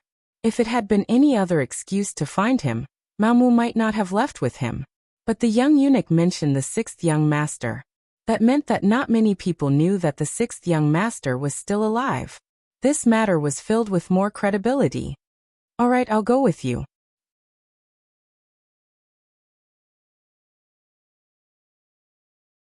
Chapter 154. Young Family Manor. A carriage arrived outside the manor, and entered the manor without any inspection. As soon as it stopped, Hu Yan, Yang Duo, and Xiao Yin hurriedly came up to greet it. However, when the curtains were opened, only 2 women in palace-made attire were revealed. Hu Yan, Yang Duo, Xiao Yin greets the empress. After seeing the appearance of one of the palace maids, the 3 immediately bowed. There's no need to be so polite. Where is the Eastern commander? Empress Qian's face was filled with anxiety. After greeting the 3 women, she directly asked for Yang Chendong's location. He is. The young master is in the main hall waiting for the empress. Because he has some urgent matters to attend to, he couldn't come to greet you. Xiao Yin explained for Yang Chendong. No matter. I'll have to trouble you three to lead the way. Empress Qian didn't care whether Yang Chendong came to greet her or not. What she cared about was the news the palace maids told her. It was that Ingzong wasn't dead. Just this one sentence was enough for her to take any risk and meet anyone. Speaking of this Empress Qian, she was truly a good woman. She wasn't greedy for money or power. She truly loved Zhu Qizhen wholeheartedly and saw him as her husband, not some emperor or monarch. History recorded that Ingzong was captured by the Walla during the Tumu Rebellion. In order to bring Ingzong back, Qian used up all of her wealth to redeem Ingzong. She lived frugally and cried all day long, praying to the gods to protect Ingzong's safe return. When she was tired, she would lie down on the ground, crippling one leg and blinding one eye from crying. When Ming Ingzong ascended the throne, Qian was honored as the Empress Dowager. After Ingzong returned, she and her husband were imprisoned in the southern palace for 7 years, relying on each other for survival. In the 8th year of Jingtai, 1457, Ingzong was restored and Qian was reinstated as the empress. In the 8th year of Tianshun, 1464, Emperor Ingzong passed away. His posthumous edict read, "After Empress Qian lives for 10,000 years, she shall be buried with Zhen." After Emperor Ingzong ascended the throne, he honored her as the Empress Dowager and gave her the insignia of Cae. It was precisely because he already knew this that Yang Chendong dared to inform Empress Qian that Ingzong was still alive, and not Empress Dowager Sunday. This was because the Security Bureau had already sent news that Empress Dowager Sun was currently under strict protection by Jining. It was likely that she would not be able to see her at all. Anyone who met the Empress Dowager in private would be arrested without question. In the main hall, Yang Chendong was listening to Tiger's Man's report and the movements of the embroidered uniform guards. Yang Chendong knew that it was only a matter of time before the news of his return leaked out. It would take at most 1 day, or at most half a day for someone to point the finger at him. How to strengthen his strength in this period of time became the most important problem. This was also the reason why he let Tang Tong go. He was also gambling. He was gambling that this person would be loyal to Emperor Ingzong and fight for a future. From the information from the Security Bureau, this person was indeed working hard. He had already contacted many embroidered uniform guards Qianhu and Baihu. However, at the same time, he had also caused quite a commotion. Jining probably already knew about it. Arrange for Bai Zhua to lead the Ghost Shadow Sniper team out of the manor to provide support. Remember, this is not the time to kill, but to warn. Yang Chendong quickly made a decision and prepared for the arrival of Tang Tong and the others. Yes. Tiger's Man replied and prepared to make the arrangements. However, before he left, he couldn't help but ask curiously, "Young master, Hu Zhangning is also the embroidered uniform guard's guardian. Why didn't you inform him to come help the emperor?" "Forget it. The situation is unclear now. It's better not to let the Hu family get involved in this mess." Yang Chendong shook his head decisively. Of course, he had considered his future father-in-law. However, he could support Emperor Ingzong because he had the means to protect himself. However, the Hu family was different. Moreover, they were in the capital. If Emperor Ingzong got angry and wanted to punish the Hu family, even he couldn't do anything. Since the young master had already made plans, Tiger's Man naturally wouldn't ask any more questions. After agreeing, he turned and left. Just as Tiger's Man left, Empress Qian, dressed as a palace maid, came to the main hall. It had to be said that the empress was the empress. Even though she was dressed in palace maid attire, it was still difficult to hide her noble aura. In addition, she was indeed very beautiful and young. Her appearance actually made Yang Chendong's eyes light up. The surprise only lasted for a moment. Yang Chendong quickly considered everyone's identity. He immediately knelt on the ground and said, "This subject pays respects to the empress. No need to be so polite. Yang Chendong, you said that Emperor Ingzong is still alive. Do you have any evidence?" Empress Qian's face was anxious. Her eyes were like limpid autumn water, expressing her current mood. "Yes, please take a look." As Yang Chendong replied, he took out the secret letter written by Zhu Qizhen, and handed it to Empress Qian. She received the dense letter with trembling hands. When she opened it and saw the familiar words, Empress Qian couldn't help but cry. This long-awaited handwritten letter was enough to prove that Emperor Ingzong was still alive. For a woman like her, this was the greatest joy. The secret letter had originally been written to Empress Qian. It recorded Emperor Ingzong's recent situation, especially how Yang Chendong had performed a great service, and how he had protected Zhu Qizhen to safely escape from the Timu castle. Now he had been conferred the title of Count of Loyalty and Courage, a trustworthy person. No matter what the situation in the capital was like, this person was trustworthy. He hoped that Empress Qian and Empress Dowager Sun would cooperate with the Count of Loyalty and Courage. At the end, he wrote that in a few days he would return to the capital under the protection of the officials. At that time, it would be time for husband and wife to be reunited. Emperor Ingzong was indeed fine, and would soon return to the capital. This allowed the large stone hanging in Empress Qian's heart to be put down. She tightly grasped the letter in her hand. When she looked at Yang Chendong, she was about to kneel on the ground to express her gratitude. "Empress, you must not do this." Yang Chendong had long been prepared for this.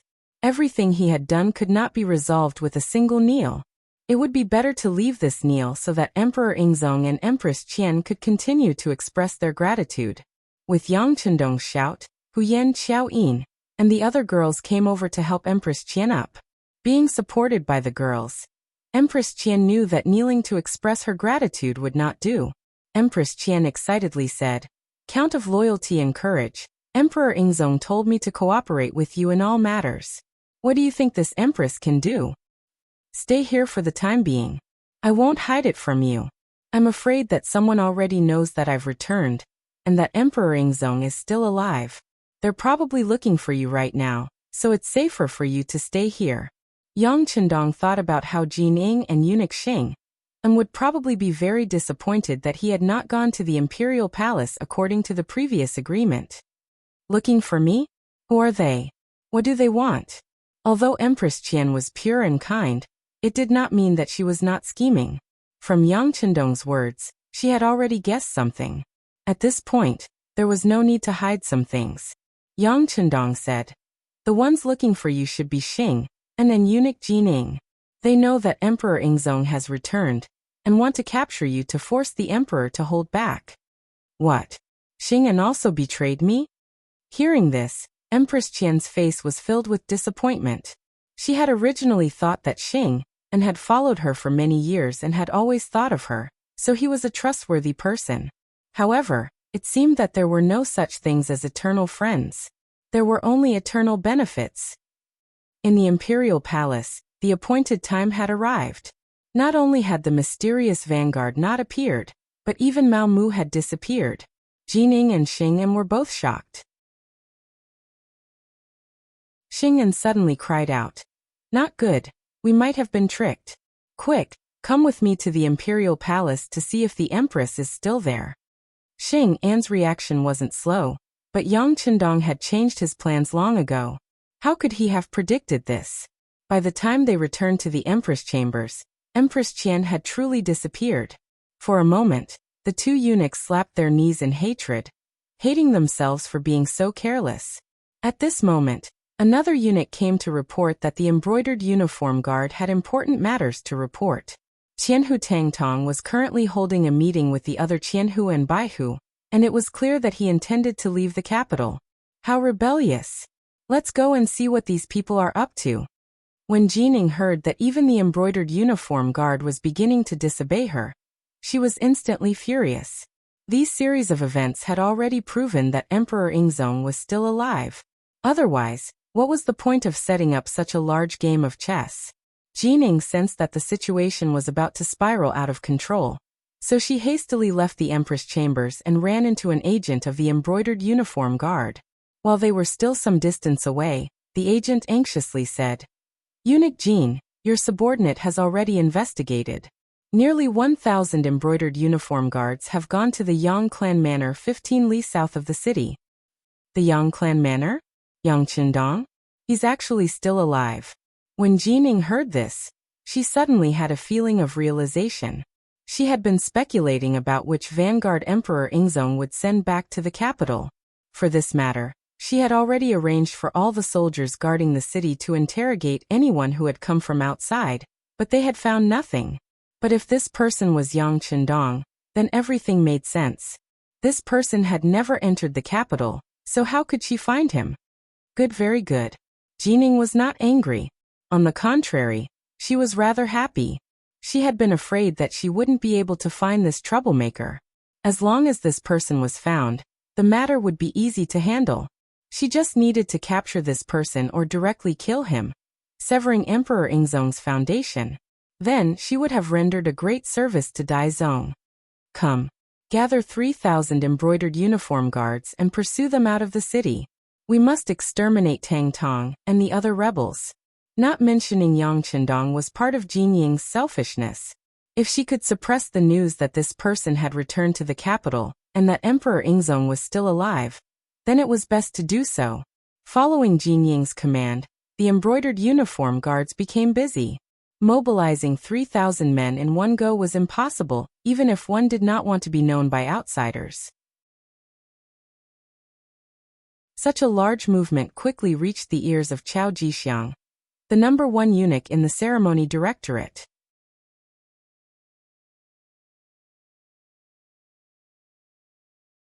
Chapter 155. Chao Jixiang was the first of Wang Zhen's students. In the first year of Zhengtang, 1436, the court sent an army to Luchuan to suppress Si Renfa. Chao Jixiang served as an army supervisor. In the 9th year of Zhengtang, 1444, Chao Jixiang participated in a punitive expedition against Wulianga. Together with Duke Qingzhu Yong and eunuch Lu Yong, he sent out troops. In the 13th year of Zhengtang, 1448, he went to Fujian with Marquis Ningyang Chen Mao to suppress the peasant uprising led by Deng Maoqi. He supervised firearms with eunuch Wang Jin. Every time he sent out troops, he would select some brave generals and nimble soldiers to serve under him. After he returned, he would raise them at home. Thus, there were many weapons and warriors hidden in his home. Because of his good performance, he was promoted to the position of first eunuch in charge of the ceremony directorate. In name, he held the right to mobilize the brocade guard in the East faction. However, this was only in name. In reality, regardless of whether it was during Wang Zhen's reign or Jin Ying's current reign, he was only in name. The only people he could mobilize were the 500 warriors hidden in his home. When this eunuch, who was nominally in charge of the brocade guard, heard the news of a large mobilization, he immediately sent people to investigate. He had always been very honest. Even though everyone knew that he was Wang Zhen's man, Jining did not immediately act against him.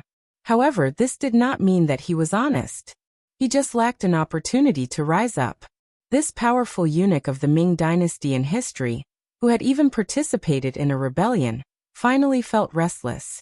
Seeing that Jining had sucked up to Zhu Qiyu and become a powerful eunuch, Chao Jixiang did not immediately act. Instead, he waited. In his eyes, the situation in the court was not very clear.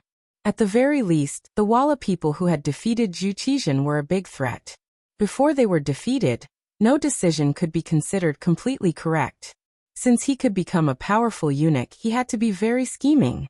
It was during this period of waiting that things changed. He learned from his trusted aide that Ingzong might still be alive, and that he had chosen Yang Chendong as the vanguard to return to the army. This news for Chao Jixiang, who had been silent all this time, was very exciting. At the same time that he saw the light, his entire person became restless. Opportunities were called opportunities because they were rare and had to be grasped. Chao Jixiang was prepared to seize this opportunity. He immediately called over his nephew Chao Qin, his adopted son Chao Xian and Chao Duo, and told them that he was prepared to help Yang Chendong. Chao Jixiang had always been known for his shrewdness, and there were even people who called him the youngest old fox. He was referring to the fact that even though he was young, he had great foresight. Since he had made such a decision, his subordinates would naturally raise both hands in approval. After reaching a consensus, more embroidered uniform guards and East faction guards started to gather. He had been the director of the East factory for several years. Although it was only in name, The truth was that Wang Zhen had always been in charge of the East Factory. He also had to listen to Wang Zhen's instructions when making important decisions. But that didn't mean that Qiao Jixiang didn't do anything. On the contrary, he had been secretly building his own system. Now that Wang Zhen was no longer around and the heavy stone on his head was gone, it was time for Qiao Jixiang to show his strength. Soon, no less than 3,000 people from the eastern faction and the brocade guards gathered and headed to the Yangjia village under Qiao Jixiang's personal lead. Outside the Yangjia village, it was bustling with noise and excitement. Tang Tong led 1,000 embroidered uniform guards in front, while the commander of the embroidered uniform guards, Han Ji, led 3,000 embroidered uniform guards in pursuit. Behind them were the 3,000 embroidered uniform guards and East Faction guards led by Qiao Jixiang himself. They were like Orioles following closely behind. The soldiers of the warden's office guarding the south gate of the Great Ming Dynasty looked at the large group of embroidered uniform guards and East Faction guards walking out of the city. They guessed that something big must have happened, but they couldn't imagine what kind of big thing it was with their intelligence. On the road 5 li outside the Yangjia village, the Ghost Shadow Sniper team hidden in the dense forest on both sides of the road were ready. They were waiting for the enemy to arrive and give them a thunderous blow. This place would become the place for them to show their fangs once again. Yang Si stood alone in the middle of the road. He could already see the figures of Tang Tong and the others in the distance, but he still didn't panic. It was as if the army of 1,000 didn't exist. It wasn't until Tang Tong ran in front of him that he waved his hand and said, "Count Zhongdan has given the order. Warriors who are loyal to Yingzong, stand behind me. As for the others who want to invade the Yang family manor, kill them." Yang Si's voice wasn't very loud, but it had a kind of deterrent force.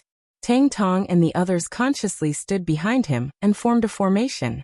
Just as they finished doing this, a group of people came from the distance. They were all wearing flying robes and holding embroidered spring sabers. Their faces were murderous. "Stop right there." When Yang Si saw that the distance between him and the embroidered uniform guards was already about 60 paces, he suddenly let out a loud roar. The sound of his roar rang out, causing Han Ji Xian, who was leading the charge, to involuntarily rein in his horse and stop. "Who are you? You dare to block the path of my embroidered uniform guards. Do you know that you have committed a capital offense?" Han Ji's eyes were full of murderous intent as he glared at Yang Si. "In front of us is the private manor of Count Zhongdan. No one is allowed to enter without permission. Otherwise, it is a capital offense. I want to ask you, how many heads do you have? Are you tired of living?" Facing the angry Han Ji, Yang Si responded with a sneer. His eyes were full of contempt and disdain. When Han Ji saw Yang Si's imposing manner, he who was originally filled with anger, immediately turned hostile. "Brat, I am now under Eunuch Jin's orders to capture these traitorous remnants of the embroidered uniform guard. If you know what's good for you, dismount from your horse and kneel on the ground and beg for surrender. Otherwise, don't blame this official for being merciless." Lightly shaking his head, Yang Si narrowed his eyes into slits and didn't say anything else. The warning had already been issued. If the other party still insisted on doing things their own way, the Ghost Shadow Sniper squad would show them what the end of the road was, and what despair was. Seeing that Yang Si didn't say anything else, Han Ji's imposing manner couldn't help but rise. He turned his head to the left and right and said, "Go capture Tang Tong and the leaders of the rebellion. If anyone dares to resist, kill them without mercy and wipe out their families." Yes. A few of the embroidered uniform guards who were swept by Han Ji's gaze immediately puffed out their chests and raised their heads. They rode their horses forward as if they couldn't bear to look at them. At the same time, their right hands pressed on the embroidered spring sabers at their waists.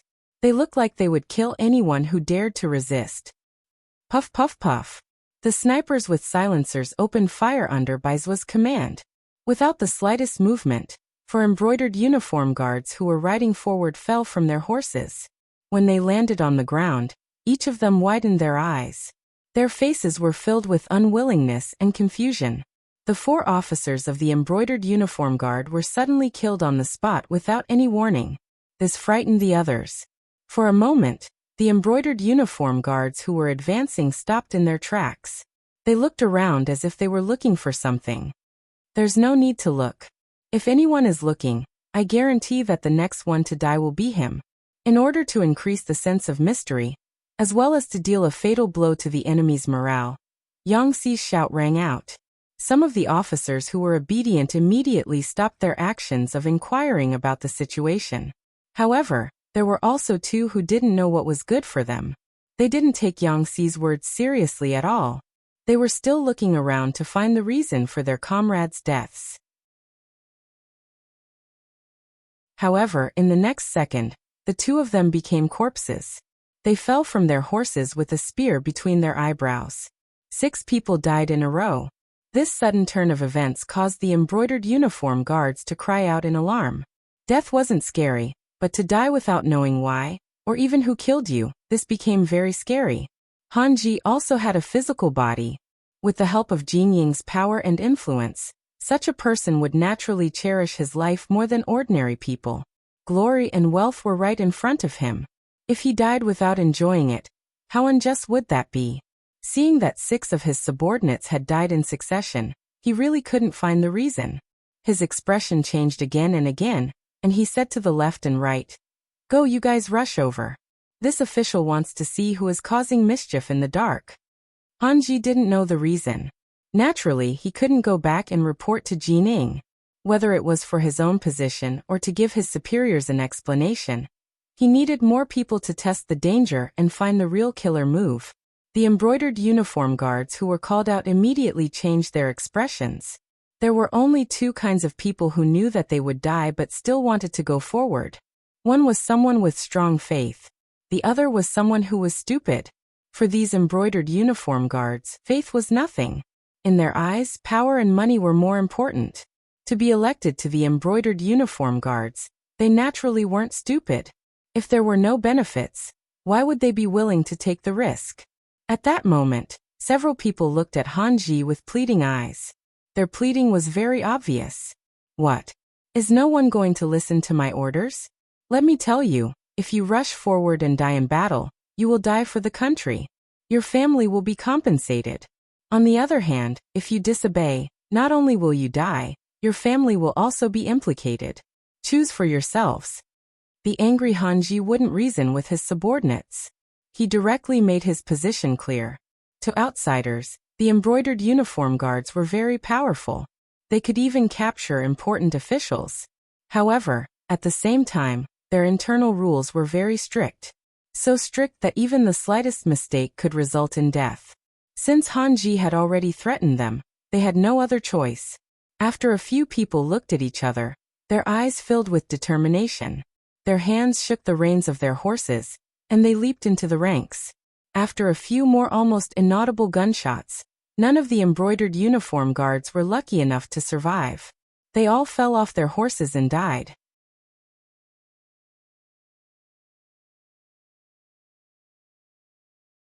Chapter 156. A few more people died, but they still didn't find anything out of the ordinary. While Han Ji's expression changed drastically, he realized that the embroidered uniform guards around him were intentionally keeping their distance from him. From the looks of it, it was clear that they were afraid of being called out and sent to their deaths. In the dense forest beside the road, the members of the Ghost Sniper team were very excited. They liked the feeling of taking someone's head from 1,000 meters away. The moment the bullet whizzed out, the blood in their bodies seemed to boil. Now, they just hoped that Han Ji wouldn't be scared and give them a chance to kill to their heart's content. Would Han Ji be scared? The answer was yes. Seeing 10 of his brothers die in front of him for no reason, he was scared out of his wits. At this moment, he wanted nothing more than to turn around and leave. If it wasn't for the fact that he didn't know how to reply to Jin Ying, he would have disappeared long ago. In contrast, Tang Tong and the others were in high spirits. Although they didn't know why the enemy died as soon as they moved, they were sure that the person who did it in the dark was one of their own. With such a strong external aid, what else did they have to be afraid of? Now they just had to watch the other party advance and die one by one. At the same time, many of the brocade guards who were hesitant about whether to follow Tang Tong were glad that they made the right choice.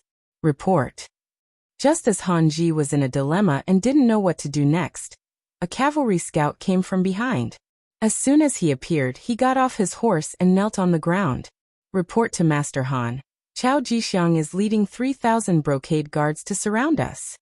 Chao Jixiang. Hearing that someone was coming to surround them, Hanji didn't feel nervous. On the contrary, he was very happy in his heart. He was originally worried that he wouldn't be able to report back without a reason. Now Chao Jixiang's arrival gave him enough of an excuse. Not good, they're here to deal with us. So everyone listen to my order, retreat. Hanji reacted as if he was facing a great enemy and shouted in horror. Then he urged his horse back. The other embroidered uniform guards who didn't want to move forward for a long time finally had a suitable reason and excuse. They all followed behind Hanji and ran away. 3,000 brocade guards really came with a strong momentum and left with flying sand. In the blink of an eye, they had all retreated, leaving only 10 gradually cold corpses on the ground. Where is Tang Tong? Send people to deal with these corpses. At the same time, send 100 people to guard this place. No one is allowed to take a step forward without orders. Otherwise, these people will become their role models. Yang Si issued the order loudly, then rode his horse back to the Yang village. He wanted to tell the young master about Chao Jixiang's arrival and ask him to make a decision. Chao Jixiang led the warriors under his command and the embroidered uniform guards that he could recruit, a total of more than 3,000 people, out of the southern part of the city and headed towards the Yang family manor. Once the army left the capital, it began to slow down. In order to show his importance, he wasn't in a hurry to leave. Instead, he wanted to wait for Hanji and Tang Tong to kill each other. Then, he would appear as the one who collected the corpses. In this way, he would be able to show his importance. The army proceeded at an unhurried pace, but after traveling only 5 li, the scouts sent back news that Hanji and the 3,000 embroidered uniform guards had retreated and chosen a different route to return to the capital. Retreated? Could it be that they didn't fight with Tang Tong? Or did they not catch up at all? Chao Jixiang's face was filled with confusion and doubt. This was different from what he had imagined. We caught up with them, but we don't know why the two sides didn't fight. After they discovered our existence, they quickly left. The scout also had a puzzled look on his face, but he still told the truth about what he had heard. Chao Jixiang, who didn't know the reason, knew that the opportunity to watch the tigers fight was gone. However, he wasn't discouraged. There were benefits to not fighting. For example, Tang Tong and the others were safe. This was also a good thing. He believed that he had the ability to devour this force. This way, he would be able to strengthen himself without suffering heavy losses. Alright, since Hanji and the others have left, let's make a trip to the Yang family manor. Hehe, I have heard of this East Marshal for a long time. Yang family manor. Chao Jixiang, hehe, this is indeed a character. Yang Chendong listened to Yang Si's report and had a calm smile on his face. How could he not know of this eunuch who had eventually gone on the path of rebellion in history? It was only because of Wang Zhen's Jining that he didn't stand out so much. With the passage of time, this person had finally stepped onto the stage of history. Based on his performance, he had even had the opportunity to shine earlier than in history. Pass down the message. When he arrives, bring him to see this uncle. Yang Chendong, who had already bared his fangs, no longer had to be so careful in everything like before the wooden castle. Even when facing Chao Jixiang, he still had a sense of superiority. Yes. Yang Si cupped his fists in acknowledgement and left. Yang Chendong was left alone to think about what to do next. He could no longer hide the fact that he was the vanguard of the Ying sect. A dynasty was about to have 2 emperors. He really didn't know what choice everyone would make. And what choice would the acting sect master, Zhu Qiyu, make? Hanji led the 3,000 embroidered uniform guards back to the capital in a panic. As soon as they entered the inner city, they headed straight for the imperial palace. In the imperial palace, Jining had already told the newly ascended acting sect master, Zhu Qiyu, about the fact that Yang Chendong had returned to the capital as the vanguard of the Ying sect. She also told him about how he had already taken Empress Qian out of the palace. Zhu Qiyu's expression became somewhat panicked. His throne was not inherited from anyone, nor was it passed down orally like the other emperors. It was completely pushed to this position by the ministers who forced him to do something beyond his ability. He had originally thought that his brother, Zhu Qizhan, had died on the battlefield. That way his throne would be rightful. But he had never imagined that he was still alive. What was the point of his throne then? Wasn't he being suspected of usurping the throne? Thinking of this, Zhu Qiyu tried to say to Jining, "Since royal brother is still alive, when he returns, we can give the throne back to him." Zhu Qiyu's answer disappointed Jining greatly. At the same time, she was shocked. If this was the truth, she could imagine what his fate would be. When the Ying sect left, he had told her to handle court affairs with another eunuch, Xing'an, the minister of appointments, Wang Ji, and the emperor's son-in-law, Jiao Jing. But now, not only had he taken over the other three, he had also recommended Zhu Qiyu to be the emperor. If he was investigated, the result was obvious. Not only would she die, but everyone related to her would also not be able to escape. She absolutely could not allow Zhu Qizhan to ascend the throne again. After Jining made up her mind, she looked at Zhu Qiyu and said in a threatening tone, "Your Majesty, do you think this is borrowing something? If you don't need it, you can return it? This is the throne. Whether you are willing or not, you are now the acting sect master of the great Ming Dynasty. Based on this, do you think that if he returns he will spare you?" "Ah, what should I do?" Zhu Qiyu heard Jin Ying's words and immediately panicked. Zhu Qiyu was not a shrewd person. In terms of scheming, he was far from his brother, Zhu Qizhan. He was straightforward and had a low EQ. Sometimes he didn't even know how to be flexible. In history, he had even openly bribed the officials for his son to become the crown prince. This could be seen. Now that he heard Jin Ying's threatening words, he was naturally shocked. Speaking of which, no one wanted to die. Zhu Qiyu was naturally the same. Especially after being the emperor for a few days, the people below were very polite to him. No matter what he wanted to do, they would obey. This feeling made him feel a little smug. Now he had to give up all of his privileges and even bear the risk of losing his life. If it were anyone else, they would be afraid and reluctant to do so. Jining saw that Zhu Qiyu was a little scared and knew that her words had worked. While she was happy, she spoke her opinion and meaning. "Your Majesty, no matter how you obtain the throne, there is no doubt that it is legitimate. You were recommended by the officials and approved by Empress Dowager Sunday. Then, you are the current emperor of the great Ming Dynasty. There is no doubt about this. If anyone has doubts, then they should be arrested and killed as an example to others." "Arrested and killed?" Zhu Qiyu repeated Jin Ying's words. "That's right, capture them and kill them. This way, no one will dare to say bad things about you.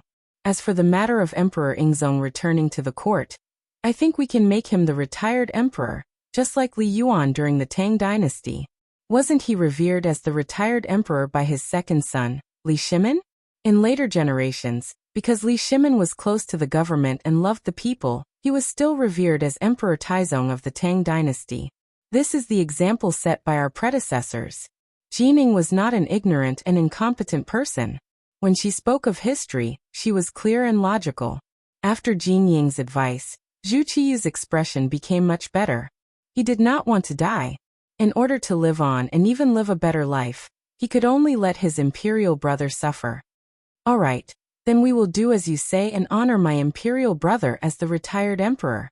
However, I don't know how the officials will react. Will they support me? After all, I have only been the emperor for a few days. My imperial brother has been the emperor for more than 10 years. It's fine. As long as we give enough benefits, these officials will make the right choice," Jining said confidently. Now that he had great power and Zhu Qiyu's support, he did not believe that anyone would dare to have any objections. Of course, he still prioritized roping in those who could be roped in. Ever since the Han Dynasty revered Confucianism, the disciples of Confucianism were a privileged class and were high above the masses. They monopolized education and officialdom. They were decadent and fell. They were conservative and stubborn. However, they had great power. Even the emperor had to give face to Confucianism.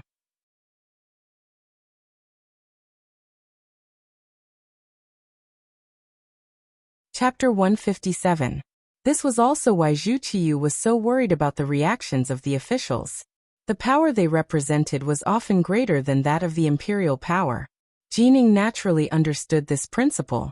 But it was precisely because he knew the reason that he was even more confident that as long as he gave them enough benefits, he would have no need to worry about the support of these officials.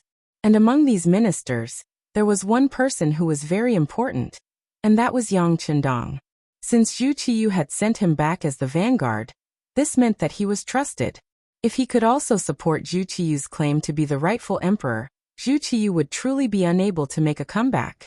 After deciding on a plan with the emperor, Jining left the main hall and ran into the embroidered uniform guard commander Han Ji, who was like an ant on a hot pan. When he saw his master come out, Han Ji dropped to his knees. This subordinate was incompetent and was unable to capture Tang Gui and the others. In addition, Chao Jixiang led a large group of embroidered uniform guards to cut off this subordinate's retreat. This subordinate was worried that the army would be lost, so I retreated first. But I have already sent people to the various city gates and warned them that without your highness's order, no embroidered uniform guard is allowed to enter the capital. What's going on? How many men did Chao Jixiang lead? So many things had happened in such a short time, and Jin Ying's expression changed again and again. He had originally believed that with his superior numbers, killing Tang Tong and capturing Yang Chendong was just a matter of time. Once Yang Shima became a prisoner, he would no longer have a chance to negotiate with him. At that time, he would be able to do whatever he wanted. He had never imagined that things would turn out to be completely different. It's like this. Han Ji wiped the sweat from his forehead and explained everything he had seen and heard to Jining. When he heard that 10 embroidered uniform guards had been killed without a single sign, and that no one had been able to find out who had done it, Jining knew that it had to have been the work of those advanced firearms. He also understood that the report that Qian Sungbao had taken the Yang clan and was searching for firearms was false. By the time he had received the news, Qian Sungbao had probably already been dead. It seemed that the Yang clan truly could not be underestimated. With the advanced firearms, the Yangjia village was already impregnable. Now that they had Chao Jixiang's support, it was likely that they would become powerful. It seemed that this Yang Shima was really difficult to deal with. It would be impossible to defeat him without spending a bit of capital. Alright, I got it. How about this? I will immediately report this matter to His Majesty. You lead the embroidered uniform guards and wait for my orders. After Jining finished speaking, she turned around and walked towards the main hall of the palace. She found Zhu Qiyu again. My dear minister, is there something wrong? Seeing Jining appear, for some reason, Zhu Qizhen felt a burst of panic in his heart. Your Majesty, things are indeed a little unexpected. That Yang Chendong, who was just conferred the title of Loyal and Courageous Count by Yingzong, has a very powerful firearm in his hands. It can easily take a person's life within a few hundred steps. Just now, 10 embroidered uniform guards died in the hands of this firearm. As soon as Jining saw Zhu Qizhen, she made the situation sound very serious.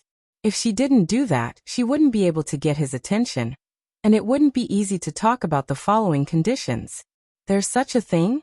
What should we do? Zhu Qiyu started to panic again. He really didn't expect that he would be so nervous as emperor. Don't worry, I'll say the same thing. Your Majesty, as long as we give the loyal and courageous count enough benefits, it will be very easy for him to recognize you as emperor. Now, it's up to us to see how much capital we can spend, Jining asked tentatively. Although he said that he had great power now, when it came to conferring titles, it wasn't something that a powerful official like him could decide. All right, as long as he's willing to recognize me as emperor, I'll confer him a high official. My dear minister, what do you think will satisfy him? In order to become emperor, Zhu Qiyu's life would no longer be threatened. At this moment, he was also willing to spend a lot of capital. With Zhu Qiyu's attitude, Jining breathed a sigh of relief. Your Majesty, since Yingzong can confer him the title of count, why can't we confer him the title of Marquis? As long as we show enough importance, I'm sure that Yang Chendong will be indescribably grateful. At that time, he'll naturally follow your lead. When that time comes, Ingzong will really have no one to rely on. Confer the title of Marquis? That's fine. I'll leave this matter to you, my dear minister. Zhu Qiyu only hesitated for a moment before agreeing. Although there was a saying in the great Ming Dynasty that one couldn't be conferred a title without military merit, since imperial brother Zhu Qizhan had already conferred the title of count, it shouldn't be too much for him to promote him. On the official road 5 li away from Yang Manor, Chao Jixiang rushed over with his army of 3,000. What he saw was a man dressed as a servant riding on a tall horse blocking the road. Behind him were 100 embroidered uniform guards wearing flying fish robes. The formation was placed in front of him, but it was completely unwelcoming. There wasn't the slightest bit of welcome. This caused Chao Jixiang to be dissatisfied. His nephew, Chao Xian, was flustered and exasperated as he shouted, "What are you doing? Don't you recognize Lord Chao?" During Wang Zhen's reign, Chao Jixiang was the first eunuch in charge of the ceremony directorate. In name, he was in charge of the Eastern faction and the embroidered uniform guards. His subordinates naturally recognized him. However, after witnessing Han Ji's defeat, they were filled with confidence in their loyalty. Even if their immediate superior appeared, no one would feel afraid. Chao Xian roared, only to be met with silence. After a while, seeing that no one spoke, Yang Si chuckled and said, "What's wrong? Brother, are you trying to scare someone?" F***CK, who are you? Chao Xian felt that he had lost face. He pulled out his embroidered spring saber and pointed it at Yang Si. The threat was obvious. Is no one going to take care of you spouting shit? Yang Si's expression also darkened. He looked at the leader, Chao Jixiang, implying that his subordinate was speaking rudely, but as the master, he was not going to take care of him? Facing Yang Si's gaze, Chao Jixiang acted as if he did not see it. He raised his head slightly and looked at the sky above, as if he was sighing about the good weather today. Ding! A crisp and deafening sound suddenly rang out. The embroidered spring saber that was pulled out was struck by the spear and fell to the ground. Chao Xian, who was holding the saber, also staggered and almost fell off the horse. Who is it? The sudden change caused all the embroidered uniform guards to be extremely alarmed. The foster sons of Chao Xian and Chao Duo even stood on the left and right of Chao Jixiang, and they looked around with the intention of clearly seeing where the threat came from. There is no need to look. If I want your little lives, it is merely a matter of raising my hand. The corner of Yang Si's mouth curled as he coldly snorted when he saw Chao Jixiang and the rest acting as if they were facing a great enemy. When his voice fell, it also attracted the laughter of the 100 embroidered uniform guards behind him, including Tang Tong. The mocking laughter entered Chao Xian's ears, causing his face to flush red. He felt that he had lost all face. In a fit of anger, he wanted to charge forward. However, he had just taken a step forward when the warhorse under him was suddenly startled. It then fell to the ground with a plop. Chao Xian, who was unprepared, was thrown to the ground. When he fell off the horse, he rolled a few times. His body was covered in dust, and his face was pale as he stood foolishly on the spot. Do you see? If I wanted to take your life, you would have been a dead man just now. It was only because Count Zhonghua thought that you were all wholeheartedly serving the public that he showed mercy. However, if there is anyone who refuses to accept this and wants to provoke me, then I won't be polite in the slightest. If you don't believe me, you can try.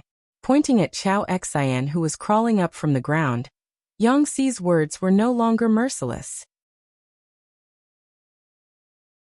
This time, there was no one who didn't believe him. Although there were still some people who didn't accept this, they suppressed the impulse in their hearts. This was because they knew that if they didn't act properly, it was very likely that they would end up dead on the spot. Chao Jixiang, who was originally calm and waiting for Yang Qindong to appear, was no longer as relaxed as before. When he looked at Yang Si again, he first pushed away Chao Xian and Chao Duo who were protecting him. Then he mounted on his horse and cupped his hands together. This brother, I am Chao Jixiang. I have something to discuss with Count Zhonghua. Please pass on the message. Wouldn't it have been fine if you had done this earlier? All right, wait for me to report to Count Zhonghua. Yang Si had long expected this kind of result. He cupped his hands together and spoke with a trace of politeness. Turning around, Yang Si didn't immediately head straight for the Yang clan manor. Instead, he said to the leader, Tang Tong, "Look carefully. If anyone doesn't listen to my advice and recklessly charges forward, you only need to shout loudly, and there will naturally be people who will take their lives." After saying this, Yang Si swaggered off, leaving Chao Jixiang and the others with no place to vent their anger. No matter what, Chao Jixiang was the eunuch in charge of the ceremony directorate and was ranked first. Moreover, he also had the status of the East Faction factory manager. Normally, when he met any minister, the other party would be polite. How could he have encountered this kind of situation? Even if Yang Chendong had already been conferred a noble title and became Count Zhonghua, there were still many people in the Great Ming Dynasty who had a noble title. How could he dare to be so impolite to the East Faction factory manager? It was just that the situation was stronger than the person. Although in terms of status, he was a level higher than the other party, the killing intent that came out of nowhere really scared Chao Jixiang and the others. Yang Si told them to wait obediently, so they could only continue to wait. In the Yang clan manor, Yang Chendong was in the study drawing for the women. Because there were too many women squeezing in, it actually felt a little crowded. Hu Yan, Xiao Yin, Yang Duo, Lady Shui, and Lady Xiang were all in the study, waiting in line for Yang Chendong to draw. A strange atmosphere lingered in the study, giving Yang Chendong a kind of scalp-tingling feeling.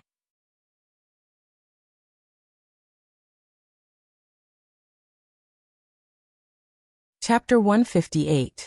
Among the 5 women, Hu Yan and Yang Duo were in the same group.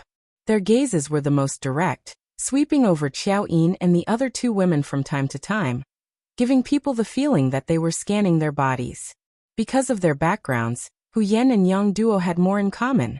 In their opinion, it wasn't that a man couldn't marry a concubine, but he should at least respect the first wife, right? Obviously, Hu Yan should play the role of the first wife. Xiao Yin and Madame Shui were in the same group. They were all people who had served Yang Chendong before, and they had the same experience of serving him. Naturally, their hearts were closer. However, when they faced Hu Yan's gaze, they still felt a little unnatural. Perhaps they also knew that with their backgrounds, it was impossible for them to be the first wife of the 6th young master. To be able to become a concubine was already a blessing from their ancestors.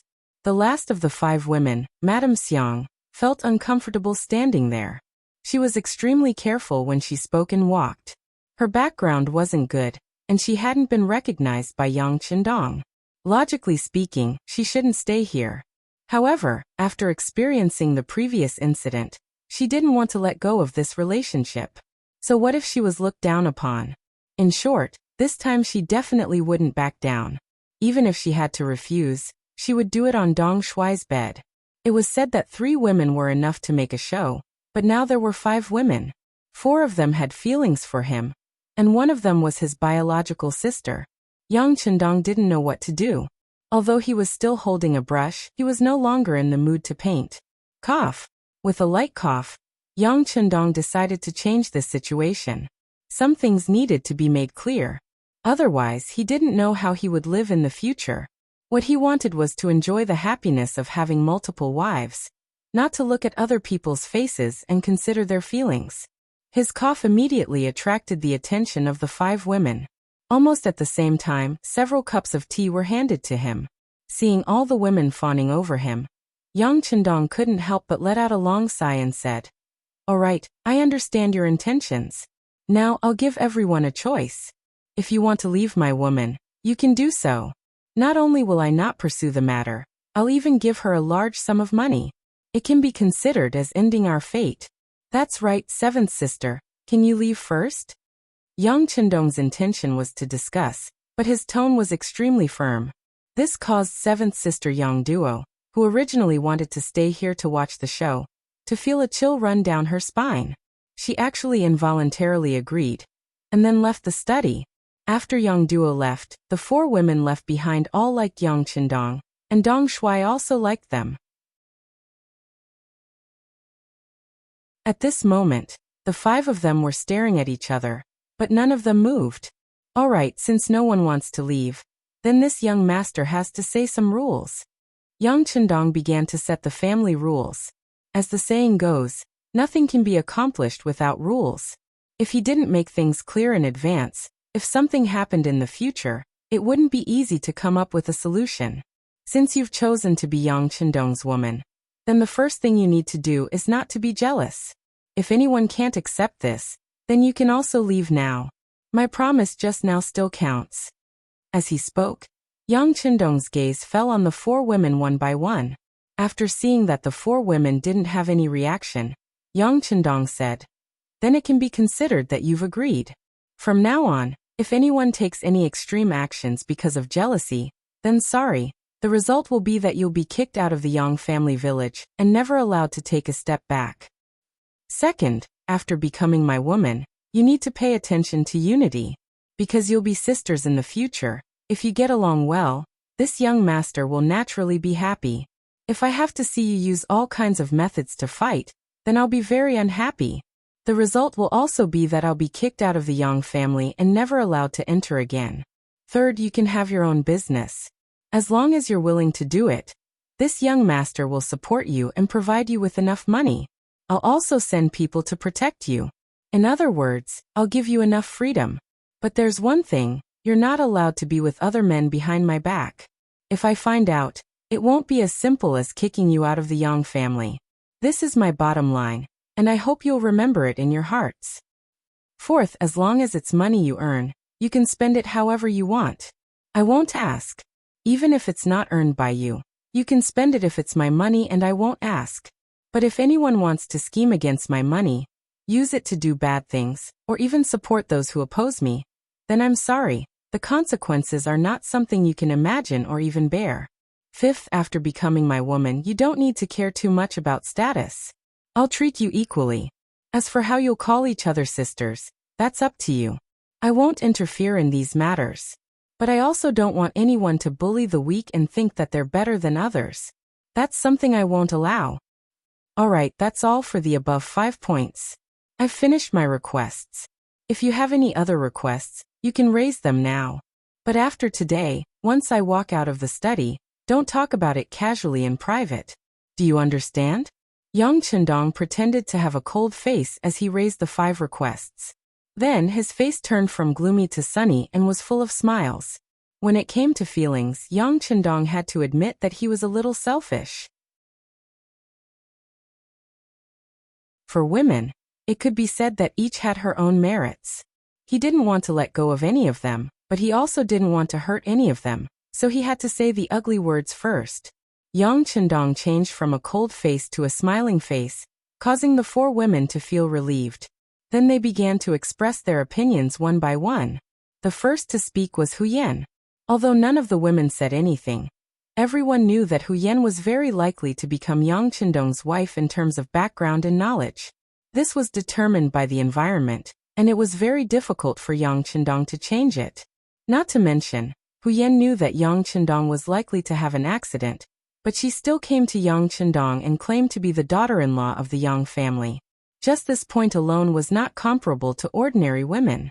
If she became the first wife, others would not have any objection. Huyen was the first to stand up. Her eyes fell on Yang Chendong, and she said with shyness, "I abide by the 5 requirements of Dong Shui. At the same time, I also have to criticize myself. In fact, I didn't mean to be rude to my sisters. It's all my 7th sister who taught you. Alas, she suffered in the Wang family. She was afraid that you would suffer like this, so she did this. I can understand, but don't do it again. You can't do this in the future. I'm not that Wang Go. By the way, you can call me Lu Lang in the future." Yang Chendong's face was full of smiles. He had already learned from Yang Si and Yang Lu that before he came back, the women got along very well. For such a sudden change, it must be 7th sister who played a role in it. Sure enough, Yang Chendong directly pointed out the problem. Huyen blushed and said, "I really can't hide anything from Lu Lang. Haha, Lu Lang is a good name. Of course, only my women are qualified to call me that. Haha, okay, come over and let Lu Lang hug you." Yang Chendong laughed and ignored Xiao Yin and the other women who wanted to say something. He first put Huyen, who who was the closest to him, on his lap. Since he had made the request and no one had any objections, there was no need to listen to the attitudes of these women. Wouldn't it be better to see everything through their actions in the future? It was Huyan's first time being so close to Yang Qindong, and she immediately blushed. However, when Xiao Yin, Madame Shui, and Madame Shui also came to Yang Qindong's side and huddled together, her shyness quickly disappeared and she blended into the warm atmosphere. Outside the study, Yangxi had been there for a while, but when he saw Miss Seven guarding here and not allowing anyone to enter, he could only stand aside and wait respectfully.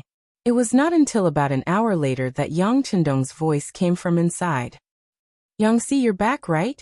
Come in and talk." "Yes." Yangxi quickly responded, then lowered his head and entered the study. As soon as he entered, he said without even raising his head, "Young master, the Ghost Shadow Sniper team frightened Chao Jixiang. They are now 5 miles away from the manor, waiting for young master to meet them." "Well done. How about this? Let Chao Jixiang enter the manor, and allow him to bring 2 embroidered uniform guards with him. Remember, 2 people at most. If he doesn't want to, he can go back to where he came from." Yang Qindong waved his hand, not treating Chao Jixiang as an important person at all. "Understood." Yangxi responded, then turned and left. He could only bring 2 attendants. Whether Chao Jixiang would agree or not was not within his scope of consideration. He only needed to listen to the young master's orders. At this time, Chao Jixiang was already impatient. After more than an hour, he still did not see Yangxi return. If he rode a horse from here to the Yang Manor, it would only take a moment for him to go back and forth. However, after such a long time, he still did not see Chu Li, which made him feel like he was being played. However, although he was impatient, he still could not leave. After all, if he wanted to contact Ying Zong, he could only find Yang Qindong. Thus, even if he was angry, he did not show it on his face. His nephew, Chao Xian, had already patted off all the dust on his body. He felt embarrassed as he stared at Tang Tong and the 100 embroidered uniform guards opposite him. If eyes could kill, Jia and the others would have died many times over. "Uncle, why don't we kill our way into the manor and capture Yang Qindong alive? I don't believe that he won't tell us where Ying Zong is." Chao Xian, who wanted to regain his face, saw that Yangxi was not coming back, so he impatiently suggested to Chao Jixiang.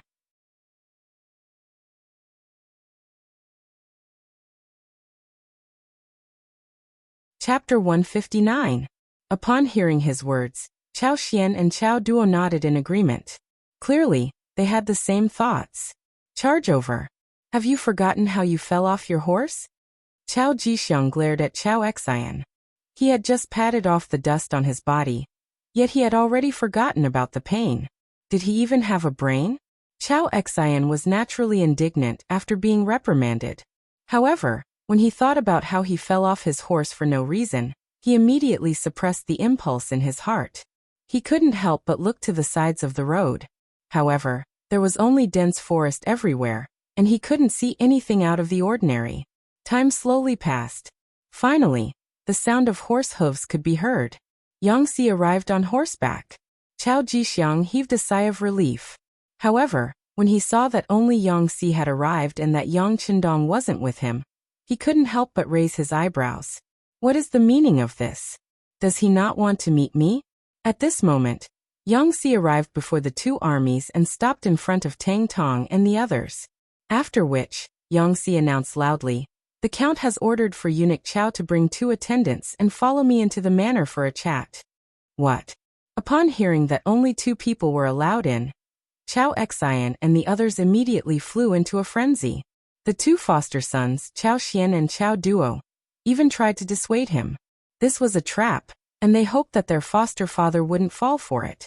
At this moment, Chao Jixiang was also furious. This Yang Qindong didn't take him seriously at all. He clearly knew his identity, yet he didn't come out to greet him personally. Instead, he allowed him to bring only 2 attendants into the manor. This was clearly a slap to his face. Of course, Chao Jixiang didn't think that Yang Qindong was trying to harm him. Firstly, there wasn't any conflict of interest between them. Secondly, if Wang Chong really wanted to harm him, All he had to do was use the same method he used on Chao Xian, and he wouldn't be able to avoid it. Being looked down on like this, Chao Jixiang really wanted to turn around and leave in anger. However, if he were to leave, he would really become a barren tree. Putting aside the fact that he wouldn't be able to return to the capital, he wouldn't be able to meet Zhong either. At that time, he would definitely be labeled as a rebel. Sigh, forget it. When one is under someone else's roof, one has no choice but to lower one's head. However, Yang Chendong, for humiliating me like this today, this duke will get his revenge sooner or later. Chao Jixiang decided to lower his head. He turned around and pointed to two good fighters from the East faction and said, "You two come with me. The rest of you stay here. Remember, no matter what happens, no matter how long you wait, stay here obediently. If anyone dares to make a decision on their own, I will not let them off easily when I return." His gaze lingered on the trio for a while before Chao Jixiang tidied up his attire and rode over to Yangxi with his two servants. "Brother, please lead the way." No problem, no problem. Please." Seeing that Tang Tong was being polite, Yangxi naturally returned the greeting. Then, the four of them walked past Tang Tong and the others, heading straight to the Yang clan manor. Not long after Chao Jixiang left, another team arrived behind his team. The leaders were Jining, Hanji, and the others. Jining seemed to cherish her life. She had brought 3,000 men with her this time. Although both sides were embroidered uniform guards, in reality, they belonged to two different camps. The moment they met, an atmosphere of mutual hostility filled the air. "Do not attack without orders. I am here to pay my respects to Count Zhongdan. Please make way." Jining walked at the front. On her left and right were the martial arts experts from the East faction. This was to ensure that if anyone tried to harm her, she could react immediately. Since Jining did not take the initiative to attack, Chao Jixiang and the others naturally would not look for trouble. Everyone was wary of each other and allowed them to come before the two armies. With Yangxi gone, Tang Tong became the person in charge and was pushed forward. The moment he stepped forward, his aura was greatly reduced in front of Jining. He actually cupped his fists and bowed, saying, "Greetings, eunuch Jin. Oh, I remember you. You are Tang Tong, Qianhu of the embroidered uniform guards, right? Haha, how about this? I will have to trouble you to inform him that I have something important to discuss with Count Zhongdan." Jin Ying's face was full of smiles, as if she and Tang Tong were old acquaintances. This was the first time Jining respected him so much. For a moment, Tang Tong felt like he was floating. "All right. Please wait for a moment, eunuch Jin. I will go to Yang village now." Thank you, thank you." As Jining finished speaking, Tang Tong had already mounted his horse. He turned and galloped in the direction of Yang village. Yangxi brought Chao Jixiang and the others to the inner courtyard of Yang village. Yang Lu stood there. He raised his hand and blocked their way. "What are you doing?" Yang Lu's action caused one of the embroidered uniform guards to draw his spring-embroidered knife. But just as he drew his steel knife, he felt pain in his arm. Blood splattered. His right hand holding the knife had been hit by the first guard hidden on the roof of Yang village. The steel knife fell to the ground. The guard's pained cry rang out. "You have 3 breaths time to shut up. Otherwise, the next hit won't be your arm, but your head." Yang Lu reached out his right hand and gestured a pistol. He chuckled as he spoke to the embroidered uniform guard who dared to draw his knife. Although Yang Lu was smiling when he spoke, the content of his words was so terrifying that the embroidered uniform guard immediately shut his mouth. He allowed the pain to break out in a cold sweat. He didn't dare to make the slightest sound. "That's more like it. Our count doesn't like to see people using weapons. So, it's best that you cooperate with the inspection. Come, raise your arms and take out your weapons."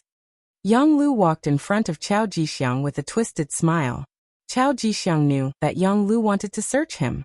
Although he didn't have any weapons on him, this action was a form of contempt. This made him very unhappy.